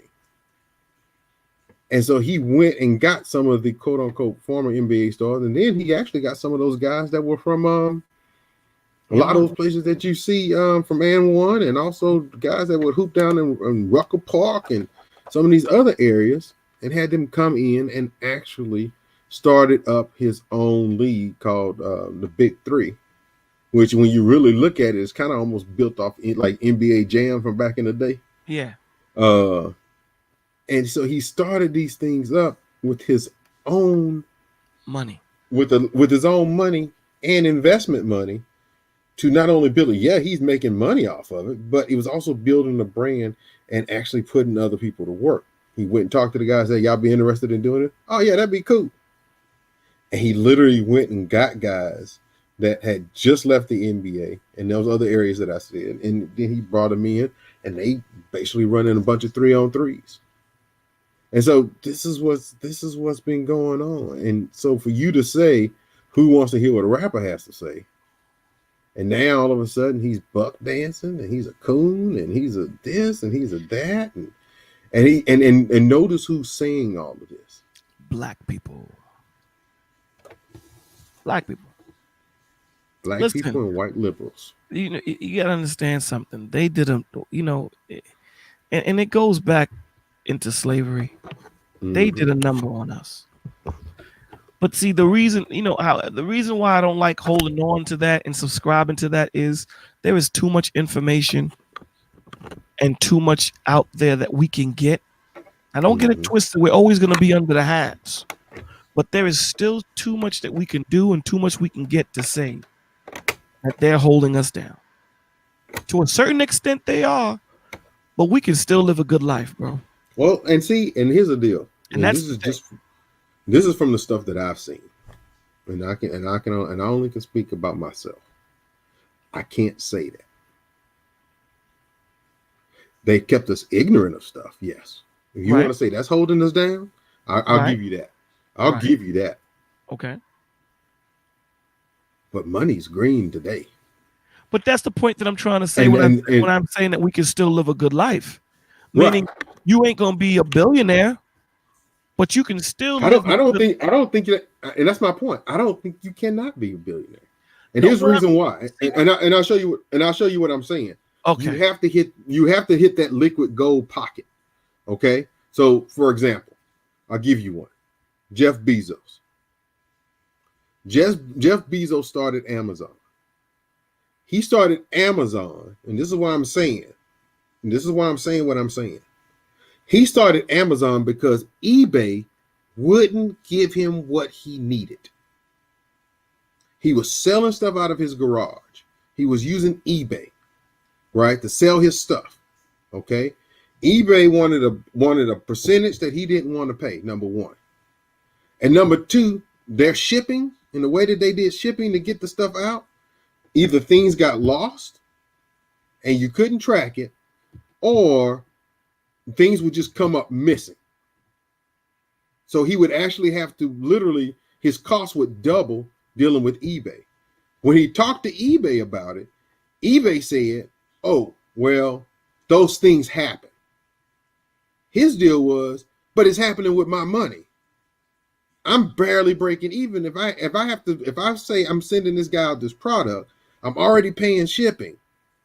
But if I'm sending this guy out this product, you lose it, and I then have to send him out another product that he gets, I've lost money. I'm just trying to make my way. They basically told him what a lot of companies, because at that point in time, eBay was big. They basically told him what? Suck it. You can either use us or you don't. He said, okay, fine. I won't use you then. And so what he did was he kept his eBay active because he still had customers buying his stuff from eBay, because he was selling clothes and electronic stuff. And basically, he was basically selling his garage sale stuff. And then what he wound up doing is he went and started going through eBay and looking at other people who were quote unquote big name. And he went and told them, I'm starting a company. He said, calling it Amazon or whatever else. And his whole deal was, I'm going to be doing shipping. I can get a bigger discount. If we all have it, we can do it under a volume. We get a volume discount based on shipping and everything else. And he said he was setting it up for small businesses and all this other stuff. Everybody thought that was the craziest thing until it started working. So he was selling his stuff. He had other little companies come in that were not real big, but needed to make money, knew that they could make money off of by lowering their shipping costs. And they all basically went in to Amazon at the time. And basically they were going through him to ship out their stuff, and they were shipping it out at a lower rate. Then he started doing the quote unquote, I can get it there. And remember, if you remember back in the day, you buy something off eBay, how long would it take you to get it? A week or two. Right. He started making it come in about 3 to 5 days. 3 to 5 days shipping is what he started guaranteeing.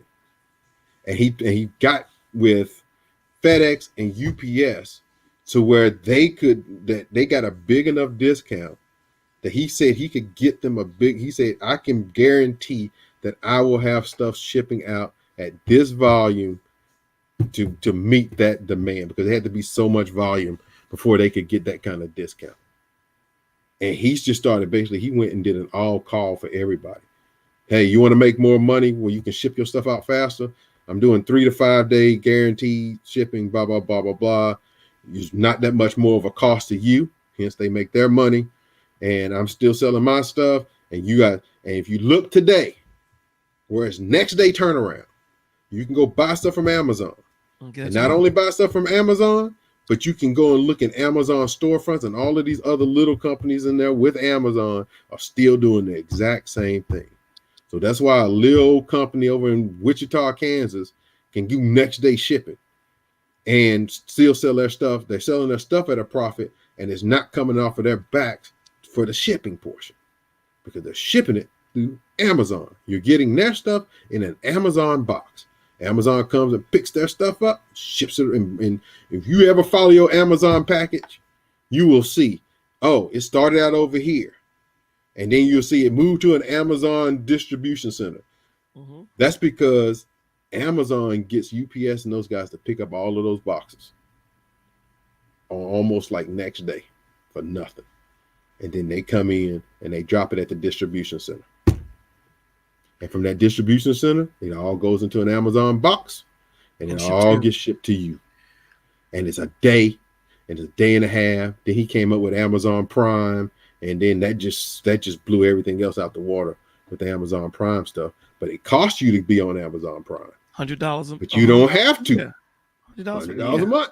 No. Oh, yeah, $100 a year. $100 a year. Yeah. You're right. You're right. It's nothing. I'll pay the $100 a year to get something the next day. Exactly.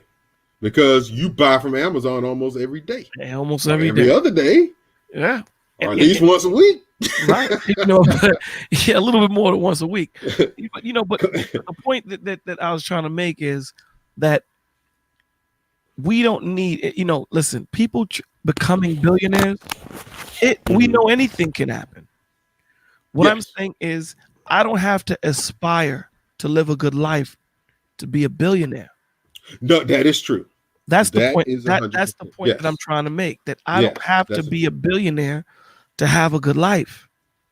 Well, and that's the thing. To have a substantial life where my family's happy, I'm happy. I don't need to be a billionaire. Right. And I think. Go ahead. No, finish your point. Go ahead. No, all I was going to say was you're 100% correct on that. You don't have to be, right?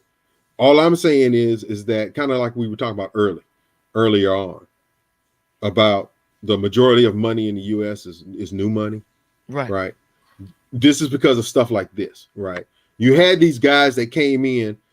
I think if you really go back and look at old Jeff Bezos, right? If you would have said, do you know that in 10 years, 15 years, what your company is going to be is going to be insane, he would have been like, no, because his mindset was what? I'm just going to be I would be the equivalent of a small business owner. And in being a small business owner, I'll make my quote unquote, $200,000 to $300,000 a year by just doing my regular work. But see what comes with that. But what comes with that, and what comes with that is a thought process. Yes. What comes with us so often is we think about being billionaires. And we miss the small things. Well, and that's true. Jeff Bezos, when he was doing what he was doing, he was still moving as a small company with the aspirations. If it gets bigger, it gets bigger. But I'm gonna continue doing what I'm doing. Right. So all of the little issues that might have came, he figured them out. When we start to look too far ahead and not look at what's in front of us, we tend to trip up. And that's what happens so much with us. Now, I got to interrupt our conversation for a second. Coach, what's going on, my man? What's going on, bro? What's up, Coach? Mr. Anthony, what's going on? You tell me. Pretty good, man. I got a word from the Lord. If you believe it or not, I got a word from the Lord telling me to come on here.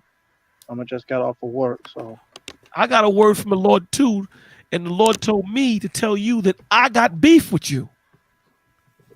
Hey, go ahead. No, I'm gonna holler at you, man. I'm not gonna air it out now, but I'm gonna holler at you. I'll be open. I've been trying to call you, brother. It's a reason for that. It's not against you. It's not against you. Don't get it twisted. But it's not against you. It had other technical difficulties. Are those technical difficulties corrected? I'm working on them. I'll say that. Do you need help with those technical difficulties? I'm trying to rely on the Lord a little bit more than what I did. But if He allows you to be an assistant, I would accept it. All right, so brother, then you need to holler at me behind the scenes so that we can talk, please. That's right. And we had conversations. Anthony and I had conversations with you concerning this, and this goes to the whole village. Y'all gotta stop waiting for things to get out of control before y'all reach out, man. Well, can I say this? Go ahead, brother. I rather that for myself because that's how the Lord works with you. He works with you more like that because as human beings, we're so stubborn. And I'm speaking every time I speak, I'm trying to speak based upon me so I can help somebody else. That's why I said the Lord, got on me and said, "Hey, you're taking a shower and everything. When you get off, you ain't been on there in a long time. You know stuff going on. Go ahead and try to clear the air as best as you can. As long as you be obedient. If it don't happen, as long as you've been obedient, I will help you. I'm I gonna will say. still bless you. But I'm gonna say go ahead. this. I'm gonna say this, and I'm gonna let Ant piggyback because I know he's gonna piggyback off what I'm about to say.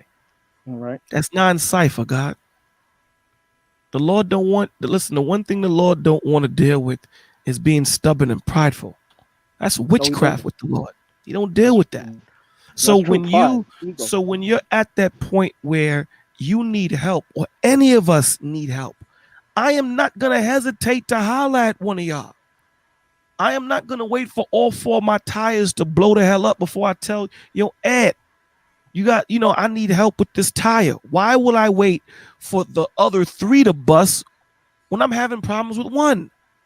Because we go back to being stubborn, and the Lord. So that's wrong. No, it is wrong. Okay, so you have to work through that. So we have to work through that. Agree. Correct. And is there anything you want to weigh in on this? Nope, you good. That's all I'm saying. Mr. Anthony, can you please weigh in? You got to weigh in. You have to weigh in. No. I know when truth has been told, I am really good with just doing that. I am really, hey, you spoke the truth? Fine. Because here's the deal. You didn't deny it.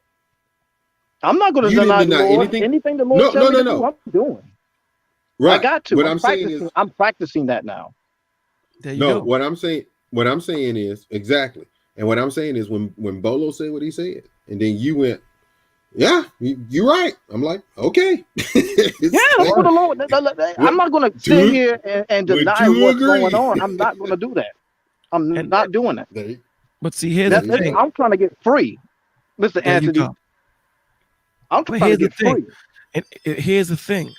When you have more eyes on a situation, this is why the Lord says, forsake ye not the assembly of one another. I may be looking at something and like, damn, I can't figure it out. But if I let Ant look at this situation, he may come from a whole different perspective and say, well, why don't you look at it from this perspective? Mm-hmm. And it may open me up to say, oh, word. So I'm going to attack it this way. Yo, coach, I'm looking at this situation. Ant told me to come this route. What do you think? Well, Bola, why don't you look at it from this perspective? And then that's how and that's how you build on it. We're not we don't have omnivision like God does. He sees things from all different perspectives. The Lord wants us to have a relationship with each other. So this is why he tells you have to lean on each other. Why? Because you can't see from all different perspectives. You're going to have to ask your brother and your sister to help you. Yes. Can I weigh in on that? Hell yeah. One thing I've learned in the past couple of weeks that yes, you have to get to that point. But what is the we say what's the word we say we resonate with? It starts at home first, right? Yes, sir. For the past couple of days, God, it's like God wants me to first get to Him, and He will send the people for me. He knows who I want. He knows who I need in my life.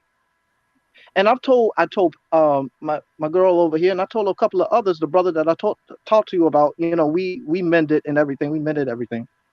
But I told him, and I told Pat, I was like, look, let me get to my point because I don't want to get too far off. We have to get to God first. We have to start at home first.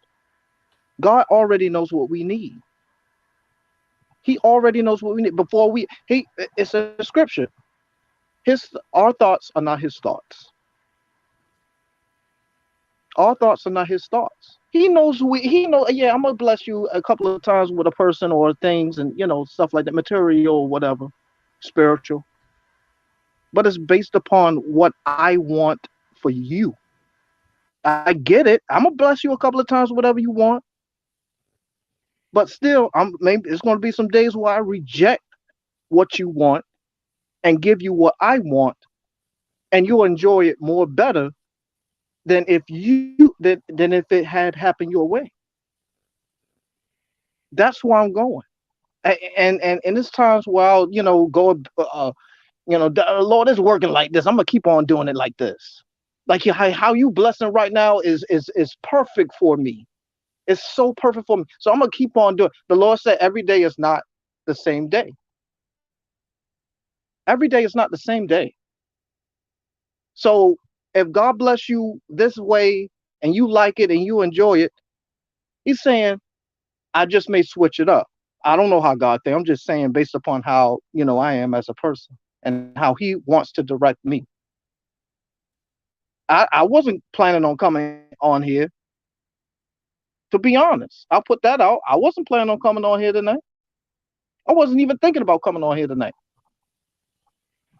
I was at work. I was coming home, had me a beer, smoke me a cigarette. I was ready to chill. Just like I did. I was just determined to get. But see this is how funny it is. God allowed me to go through things where I prayed consistently. I stayed praying. This is no lie. I'm not making this up. I'm trying I'm trying to be honest as I can. I don't like I'm a private person. And it was, I don't know, this has got to be God for me to come on here and express myself, because I'm out here, I'll do this by myself. Or if I'm with another believer. I'm on here publicly with Bolo. With all due respect, I don't know, you ain't seen it. I haven't seen it in a while, but I mean, spirits, if the Lord wants you to be there, if you just choose to be there one day and the Lord say, well, okay, I'll let this rock. I'll let this go. I know He private, but still, if you get what I'm saying, I'm allowing this to go on because I see something in this. Trials and tribulations happen based upon me. I put me on Front Street. I take responsibility for every action that I gave. I ain't gonna deny that. I'm gonna talk about me. I'm beginning to cuss me out, or look at stuff that I do wrong. I'm getting on myself. I shouldn't have done that. Do it this way. The Lord say do it this way, and I do it another way. Shouldn't have done that. So when the Lord I'm at work, based upon the last couple of weeks, I'm at work now, and if the Lord like put something on my mind to do, I'm just going to go ahead and do it. I ain't want to stay this late. I got off at 10:30 tonight, and I know that's nothing to anybody else. I mean, that's early to everybody else. But I just so happened to get off at 10:30 tonight. I don't like working at night. I like to get my shit done in the morning so I can rest in the evening. That's how I like to rock. When you got to do stuff in the evening, based upon the evening time, and you got to stay late, it bothers you, like with a person like me, because I like to work and in the morning, like get up at 5 o'clock in the morning and stuff like that. I'm not doing that right now. They gave me a little break, but I mean, I don't like the break. I appreciate the break, but I don't like the break because I'm used to getting up at 5 in the morning. So I'm just that type of guy. I know everybody's different. You got your people, y'all can work to 4 o'clock, 3 o'clock, 5 o'clock, 6 o'clock in the morning. You coming home, you're trying to get ready to go to bed at 6 o'clock in the morning. I get it. Hustle is a hustle. But my hustle is I'd rather work in the morning. But that's neither here nor there. But the Lord has blessed me. He's blessed. He's taking care of me. I'll be totally honest with that. The Lord's taking care of me. Regardless if I'm crazy, I know I'm crazy. Regardless if I'm crazy or not, the Lord is still taking care of me. I'm determined. I'm trying my best. I ain't gonna be perfect every day. I am not gonna be perfect every day. There's no way I'm gonna be perfect every day. No way. So I'm allowing God to help me and bless me. And when I follow His ways and do it, that's when God's going to take over. And he's blessed me. He really blessed me today. I went through some trials and tribulations. Man, if I was in my 20s, I would have been fired. I've been on my job for 3 years. Well, I'll say in the industry, going on 3 years. I mean, that's nothing to know. Again, that's nothing to nobody. They been on their job 26 years. You know, my age, you probably 13 years in. If you good, you could surprise me if you. I mean, you been there longer. But I'm just saying, based upon me, that's not the here there.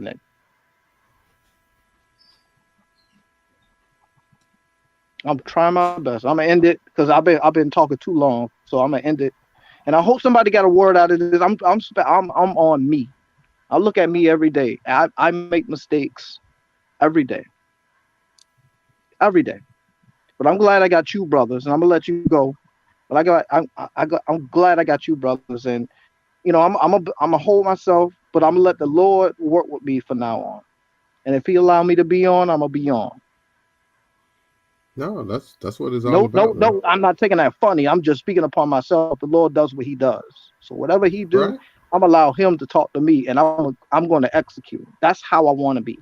That's and I'm not gonna be perfect. Again, I'm That's not gonna be perfect at this, but I'm now. trying. I'm Here's the gonna deal. try my best. I'm gonna help you out. I'm gonna help you out. I'm gonna help you out. You And, don't have to try to be perfect. You don't have to try to be perfect. All you have to do is be obedient. That's be it. obedient. Yes, sir. That's why. That's That's it. that to my point. And I hear you. I hear you. And I'm right there 100% with what you're saying on that part. I really am. But he does, and that's the deal. He doesn't call us to be perfect. He'll handle perfection. He calls us to be holy, and to be holy is is being obedient. That's it. You're on the right path for that one, man. I mean, hey, when Mr. you Anthony, recognize you can I interrupt you real quick? sure. You saying Mhm. good words, and every time you speak, especially you just put you out of the equation because every time you speak, my brother, I listen. This is Anthony. Every time you speak, it resonates.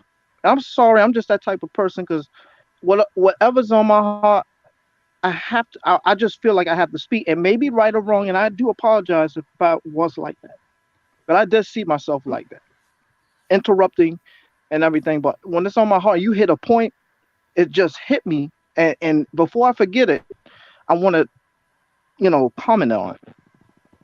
Okay. That's just me. That's just me. I mean, I don't think that's a problem. I think that's a I good. don't. I think that's a good trait, right? But at times I have done it, like No, but it I'll shows. execute, But no one. But we know. unintentionally, What see unintentionally. the spirit that you move in. It's not a contentious spirit. You know what I'm saying? It's not a contentious type of interruption or whatever. It's just you. Saying how you feel.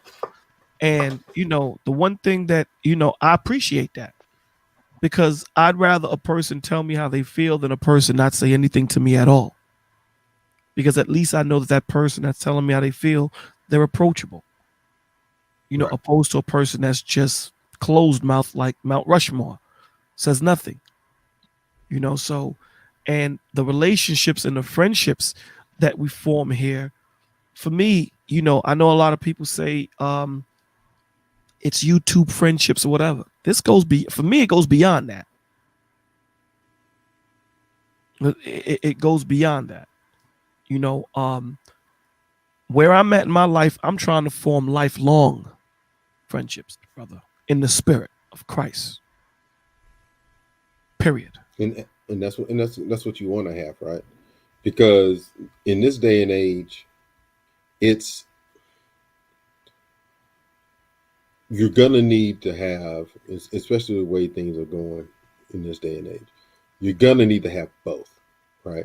You're gonna need to have friendships where people are distance, that covers distance, that you can just basically talk to and bounce things off of and everything else.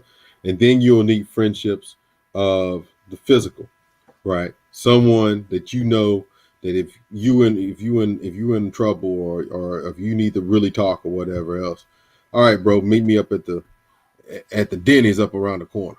or meet me up at, whatever specific, coffee shop or whatever else. Let's go sit down and let's see if we can hash it out. Or somebody can go that, where they can come over to your house or whatever else. And y'all just or you go over there and you can just sit down and hash it out. And then as you start hashing it out, you both entreat God into whatever the situation is, the question is, something that becomes more meaningful than the quote unquote, hey, how you doing? I'm good. All right, cool. Bye. I mean, you need something more in depth than that. And with like what Bolo said a few seconds ago, what we're trying to build here in the village and everything else is we're trying to be that, because sometimes you're in places where there is not a lot of people around and you haven't made those relationships and you haven't put those things in. But when you can go to a place and you can talk to people and you can get with people and you can discuss issues that you're having, be it anonymously or even as you get to know people, it becomes non-anonymous, right? Then these things can then build and these relationships can build and can be, again, lifelong relationships that can really bring a soothing to your soul, if you will. Mr. Anthony, when you get on your knees, can you hear me? I got you. Okay, I'm sorry. When you get on your knees and this is what I'm doing. She got some bad news about somebody that she cared about, and it's based upon what you're saying. Mm-hmm. She got some bad news today about somebody that she loves. Mm-hmm. You know what I got on my knees and I prayed, and the Lord said, "Go ahead and clean the house before you go to work. Go ahead and clean the house before you go to work." And that's what I did. Mm-hmm. Now, I didn't have the perfect day in the world, but between me and the job I had today, Mm-hmm. between those two things, I fell down on my knees and I prayed, and I asked God for guidance, and I asked God for understanding, and Mm-hmm. everything based upon your point that happened. Let me say this to that too, Coach. Man, we're a very prideful species, man, and prayer comes in when we realize that we took it as far as it can go. Right. Yeah. That's where we give it to the Most High. Like, listen, I carried this as far as I can. I can't carry it no more. Lord, this is where I'm casting my burdens on you. And Whatever. we and you're right, but it's times where we would just fall mad, and we focus on the situation, and we don't necessarily, everybody don't fall on their knees immediately like that. Nobody does that. When you get into practice of doing, like, to your point, Bo, when you get into I give up, I need help, that's when you fall on your knees and pray to the Lord, and the Lord instantly opens everything up for you. Because you did what you just gave up. The Lord didn't even have to tell you to fall. Or he put it on your mind. Don't get it twisted. He put it on your mind. But he's looking for you to make the move, to get on your knees and cry out to him. Because this situation you're going through is too much. You did everything you can. What else can you do as a human being? And to your point, when you fall on your knees, you put into practice and you say, well, Lord, one day the Lord is going to say, okay, well, I ain't going to put it on his mind. I'm just let the situation happen, and let's see. When he did pray, it was okay. Normally he would sit down and, the situation would get on his mind and it would take him over. He go to work, you have a bad day.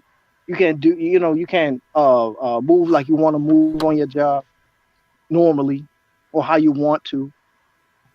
to get your job done. I mean, it's just when you are in that situation where you are confused and you responded to the situation negative.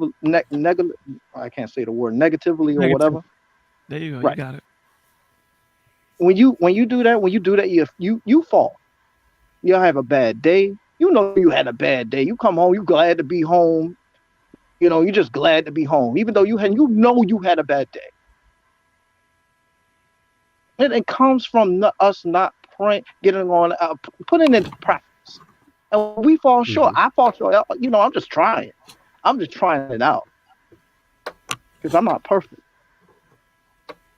Well, here's the thing, and I'm gonna throw this at you too, and I'm gonna tell you right now. I'm gonna tell you something, and I'm telling you something that I don't always do. So I'm putting that caveat right in front of it. I don't always do this, but the times that I do it, Yes, sir. it makes things even better. Mm-hmm. Pray I first. agree. Pray first. And we forget about that because we I figure like we can do it on our own. Yeah, It doesn't work. It can't work. exactly. You know it don't work out for you.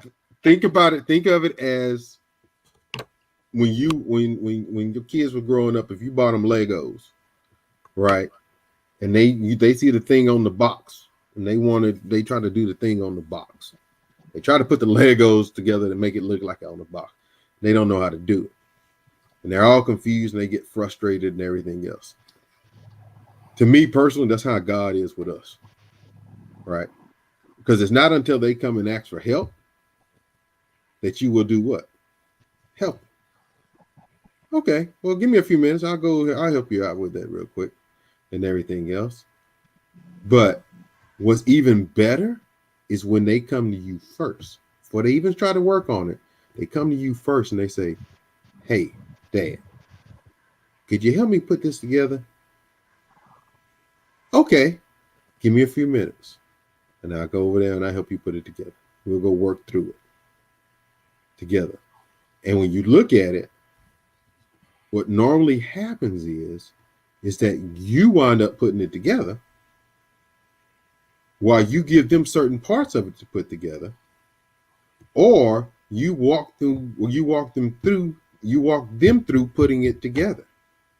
Because what you're giving them at that point in time is like Bolo's favorite word. You give them clarity. You give them clarity. And once you get the clarity, they are now able to see how they see the big picture of how it's all supposed to be. And when they see the big picture of how it's all supposed to be, not the overall big picture of the whole Lego land, but they see the picture on how this is supposed to be, and you've walked them through it, and then what? Things start falling into place, and then boom, they're off and running. It's like riding a bike. You put a kid on the bike, and you say, okay, pedal, and this and that and the other, and try to do them and try to get them to go right and everything else. They fall down. They fall down. They fall down because the one thing they don't have is the clarity of riding the bike. They don't know how to ride the bike. They don't know that to ride the bike, you have to have balance and motion. That is the key for riding the bike. If you can keep your balance while in motion and put yourself in motion and know how to stop, then everything becomes boop, boop, quick. Next thing you know, they doing wheelies down the street and trying to go without no hands and all this other stuff because now they use the bike as an extension of themselves. Go ahead. Let me add this to what you said. And I think that this brings this whole night into full circle. And I'm going to piggyback off the example that you gave because it was a perfect example with the Legos, right? When you come and you ask your father or your mother, whoever you're going to ask, to do the Legos first, when that, like you said, when you're sitting there guiding your child, you're not going to do it for them. You're guiding them. And what you're doing is you're having that child think of the different parts. So they're forming that neural network of how to figure out this situation. You're giving them that chance to figure it out. You're allowing them to work through it. which we don't give our children enough time to do. They're working through it themselves. And then they take that experience of working through it and apply it to other portions of their life. So now when I get onto the bike, all I need you to tell me is what to do. I'm going to figure it out because I did it with the Legos. Well, you need to pedal, do this, do that, and keep yourself fluid. Okay, Dad. Now, as they start to see, oh, so there are certain things that are cohesively working together, even though it might be two totally different situations. There are still strategies that I can manipulate and work to each individual environment to work. And I think that's the key, that the enemy wants us to do or attack a situation first where we have no clarity, we have no understanding, we have no knowledge of what we're doing, and we get frustrated and then we don't want to do it. Then we don't want to function with it anymore. Mm-hmm. And now through your function, through your, stress levels and all that, now you come to the Lord. And now the steps that you should have taken, now the Lord is going to help you erase all of that frustration that you had and say, this is what you should have done. That puzzle, this part right here that you tried to fit, you should have put this puzzle here. Mm-hmm. And I think that's what we need to start doing often more. Like he said, we need to go to the Father first. Not that the Father's going to give us the answer, but we're opening up that communication so that he can tell you, go left instead of right. He's a father, man. Talk to him like you said. Talk to him. And that's this is that all of that's what you're talking about. And even what Coach mentioned earlier on. I mean, he's talking about how he's he's now going before God and falling on his knees and everything about that. This all builds up faith, right? Yep. Faith is not this. I'm wishing on a star /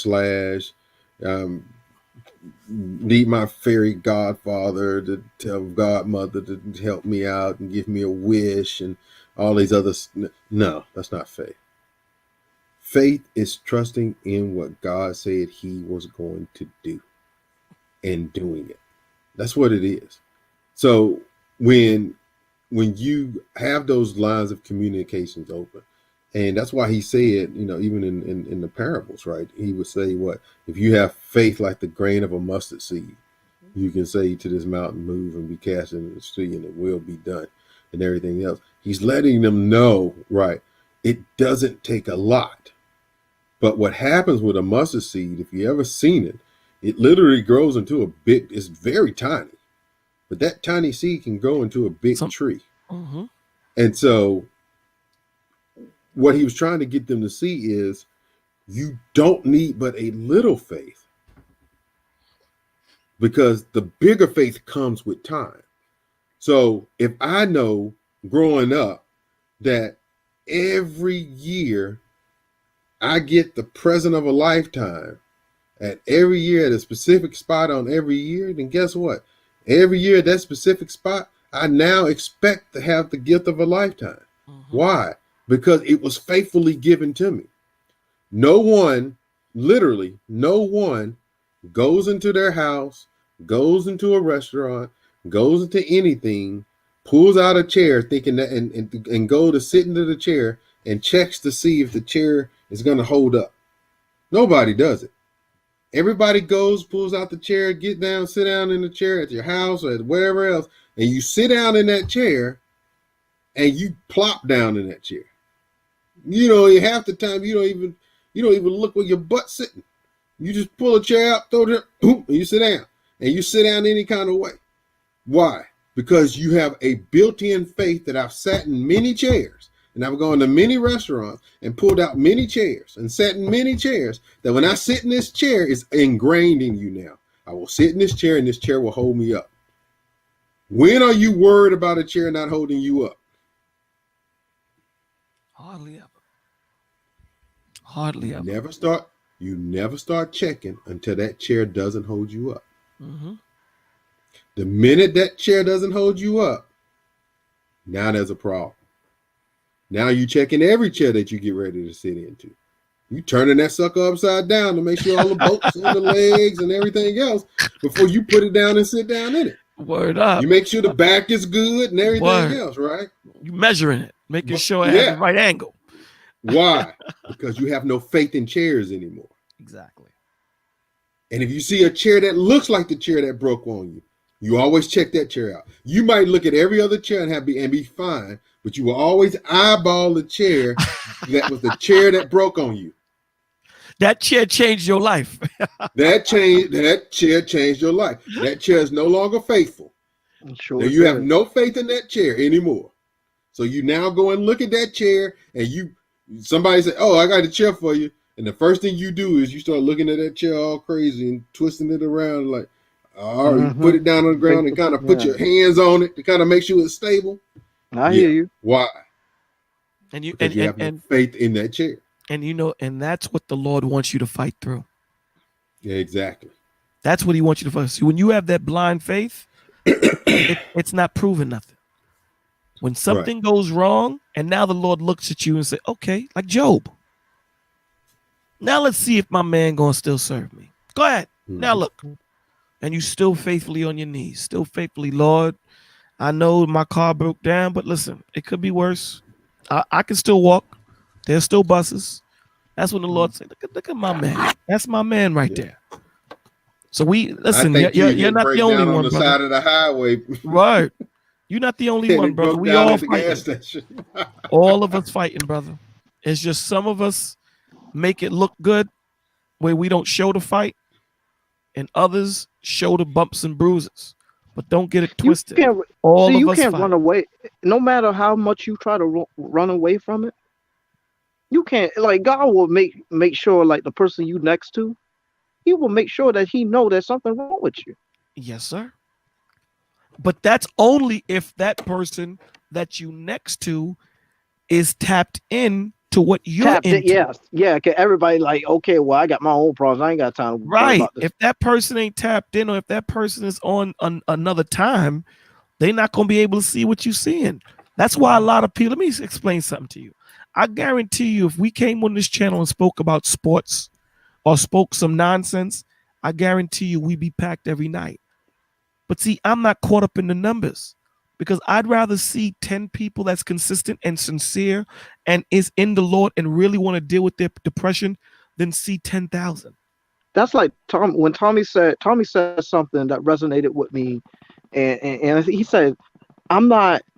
He said, "I do." What is it? He said he does something special. He does what he does. Let's say he's an electrician. He's not a plumber. He ain't no plumber. Right. He's just an electrician. To your point. So when there's plumbing that needs to be done, he's going to hire a plumber. You have to know when you're out of your depth. That's the point. See, the enemy don't want you to go to the Lord and say, "Listen, Lord, I'm out of my depth. I need help." He don't want you to do that. That's where that pride and what Anthony said earlier with the correlation that he made with the devil's advocate,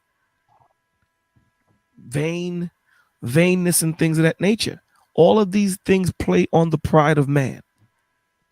Bolo, keep on rocking. I gotta go. And listen, I'm doing the Lord's work because I got something to do. All right, do your thing. Listen, email me so we could talk on the back end, please. Oh, I got your number. All right, so call me tomorrow. Mr. Anthony, I do appreciate you. Don't get it twisted. I do appreciate you. Being on here. Don't get it twisted. I've been looking and watching. Definite G been on here. A couple of weeks ago. I seen that because that's my man. But I like to share this one quick. One of my bucket goals, and I don't like to. I don't want to put nothing on your thing, but Bo, I'll tell you. I'll tell you on the phone. Okay. And you can share with Mr. Anthony. You can go ahead and share with me. I don't want to do that because we on social media. This is the village. I get it, but this is something special. Gotcha. And I share it with Mr. Anthony on when I talk to you on the back end. On the back end. All right. I got you. Mr. All right, Anthony, baby. I love your village. I love you, Miss Shay, Miss Jones. Love you, everybody in the chat. I do love you. Please forgive me, for how how I was acting. If you did caught on, I do apologize. But I'm What just are you doing the Lord's work and apologizing coming for, out here. I brother? wouldn't do it. I wasn't prepared to do it. I was prepared to relax, Okay. and do my thing. But the Lord said, do it, do it. And I'm glad he put it on your heart for you to do it, brother.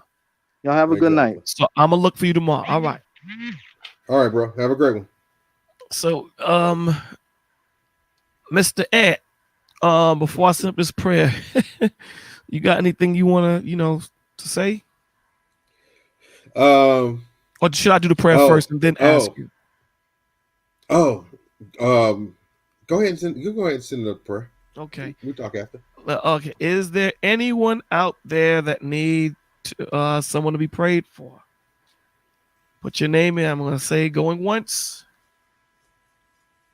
going twice, going 3 times. Okay. So what I'm going to be doing is Psalms.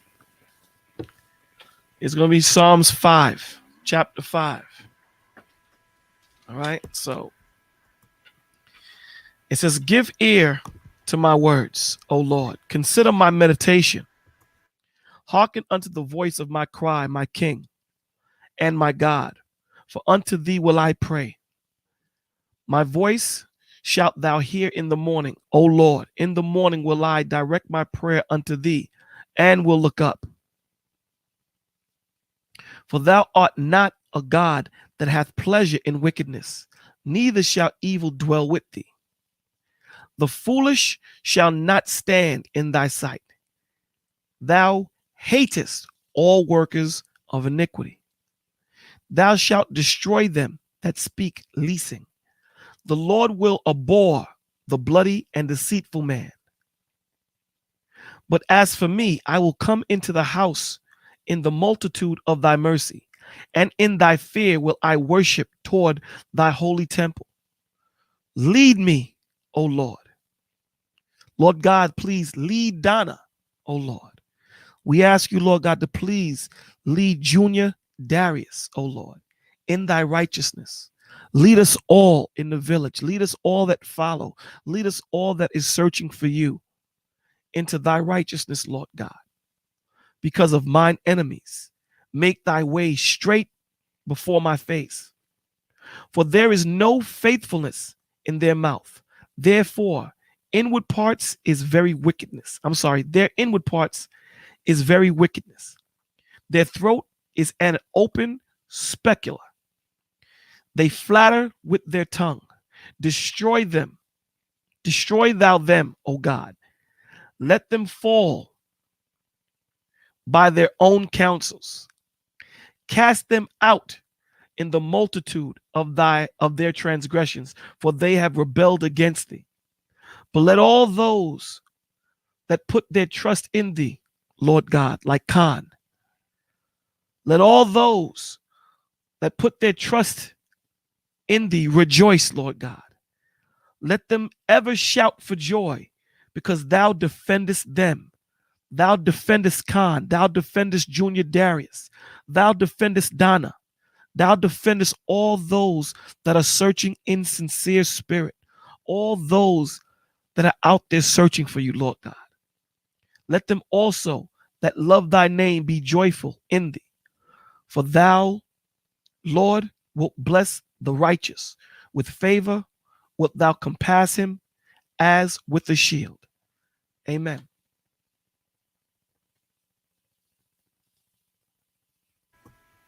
Amen. Now, what was you gonna say, my brother? I was gonna mess with you, man. That show was crazy. I'm letting you know right now. Do you see what I'm saying? Saw it. Oh man, Dogs. Yo, my man. Let me explain something to you, bro. When you threw that saying in the chat that day, when you threw that, I said, Dogs. And I just came up on that show on the Humble. I seen it out here on a bus. And for all those that don't know what we're talking about the movie Utopia, the television show Utopia. Yo, when I saw that, I said, yo, B, you know what's so good about the Lord, man? That what's so beautiful about him? That he lets his devout followers in the spirit see what's coming so that they can prepare their soul. Yeah. Yep. He lets them see it. And you know what? And I kept laughing because at every part of the show, at every beginning of the show, they were like, you know, this was not based on active events and blah, blah, blah, blah, blah. I'm like, was it not? I'm like, really? Is it? Is it not really? You really? Dogs. Really? Yo, Cusack, he rips that part. Dog. Oh, man. He ripped that part. You know, it's another show, brother. Another show that I got into that bugged me out. Evil. What's that? Evil. Oh yeah. Well, yeah, I saw that last year because I was like, I'm like, what? Because I mean, because I watched it last year when it was on network, and because the reason why is because the guy that was in it was from Luke Cage, right? But the other guy was from that the Arab the show that used to come. The Arab dude. Who are you talking about? The Arab dude? No, not the Arab dude. I'm talking about the guy that was playing the. Playing the evil dude. I seen him before. He was on the show called Person of Interest a while back. Okay. And he played a behind the scenes guy that basically did a lot of the tech work that this other guy, the guy used to be an assassin, but what wound up happening is he basically got to like a change of heart and started helping people. But it was a good series when it was on. But yeah, when I saw it, I was like, well, what is this supposed to be about? So I was watching that show and I'm going like, oh man, I'm like, okay. I was thinking to myself, and this is exactly how it works. Yeah, COVID. Yes. Need to watch it. You need to watch it. Yes. Yes. You need to watch it, COVID. It's on a different level. It starts slow. Like maybe the first 2 episodes, it's setting the foundation. The 3rd episode on, yo, you sit here and you know what? Because you brought that up, Wednesday, I'm gonna do a show on the fear mongering and how they have us moving the way they want us to move. Yo, that show is so crazy. When I emailed you, I was watching it. Oh, okay. The deal is in the first email, the name did not come up. Oh. And I thought it was actually when he put it in, he was like, Satan is alive. And I'm like, Satan is alive. I'm like, what movie is this? And I was like, I went to it and I started searching for it, and they had a couple of things come up, but it wasn't that. And so that's when I responded to you, and you were like, oh, no, it's a show. The name of the show is Utopia. And I was like, okay. Brother. So I went to it, and it was like, I started watching it I had my laptop open, right, and I flipped over to it and I started watching it. I got 2 episodes in, and I was like, I went and told my wife, I'm like, you got to check this out. It's crazy. Like, I said, I will wait. What did she think? And she was going like, okay, that's twisted. I'm like, yes. Brother. I'm like, yes. She was like, she goes like. Yeah, it's on Amazon Prime. Yes. It is on Amazon Prime. Yeah. Oh my God. Listen, everyone in the village, check out Utopia if you have it. If you got the Amazon stick, you know what I'm saying? Yes. Check out Utopia. Don't bail out on it after the matter of fact. The first 2 episode, the second episode gets crazy. The second episode second episode is crazy right then and there. But the first episode looks, it is kind of slow. It does have some stuff in it, but you'll catch it But here's right? the It's thing. like Bolo said, it's building the foundation. Yeah, I don't The want rest to. of it. I don't want to give it up, but I'm going to say this. My man with the white jogger suit. Who did he remind you of in the scriptures? The white jogging suit. You remember the dude that took Money Eye out? Yes, yes. I know you're talking about. Who did he have similar situation? Because you see how he progressed, right? You see how he progressed from where he was to what he became. Because he reminded me of Paul. Yeah. You see where I'm going with it? To a certain point. Once he got the book. Right. Like, yeah. He changed and understood what was going on. But that's as much as I'm going to say. You know what I'm saying? But when I'm looking at it and I'm trying to correlate and trying to put the pieces together and trying to filter it through the book, because I filter everything through the book. And I'm trying to look at it and I'm like, okay, he fits this part the best. And then I'm looking at Michael Cusick. I'm like, you know what? For an evil dude, he ripped it. Yeah. He ripped that part. He did. You can't deny him ripping that part. But listen, man. Because when he said what he said, it was, and I'll even go ahead and say it, because when he said what he said, it's like, and that's exactly how they think. I mean, that's exactly how they think, because he sat down and he told them, he said, don't say it. Don't say it. No, all right. I'll you know what? We're going to give them to Wednesday.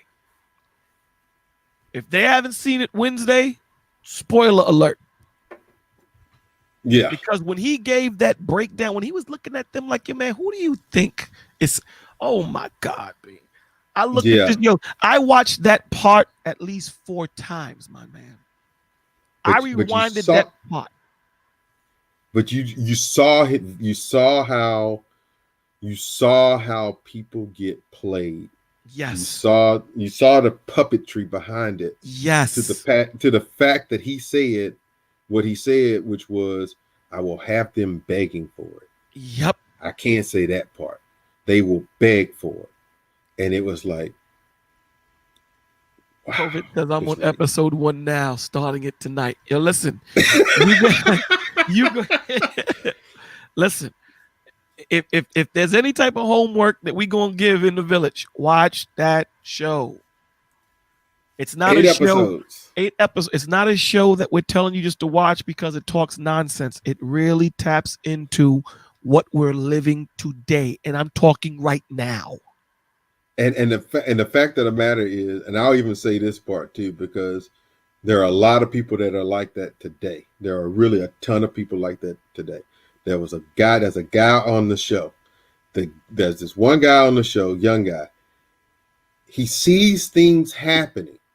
He literally sees things happening and going down, and literally is sitting there saying, like, it's not as bad as what you're making it out to be. And it's like, you looking at this guy like, seriously, dude? Yeah. You just went through all of this stuff. You know who that dude is? Now, and you sit up there and you saying you're mad, and you're like, you want to go home. Yep. And you're screaming about it's not as bad as you're making it out to be. How do you go back to normalcy after seeing what you've seen? And I think he was basically having his cipher moment.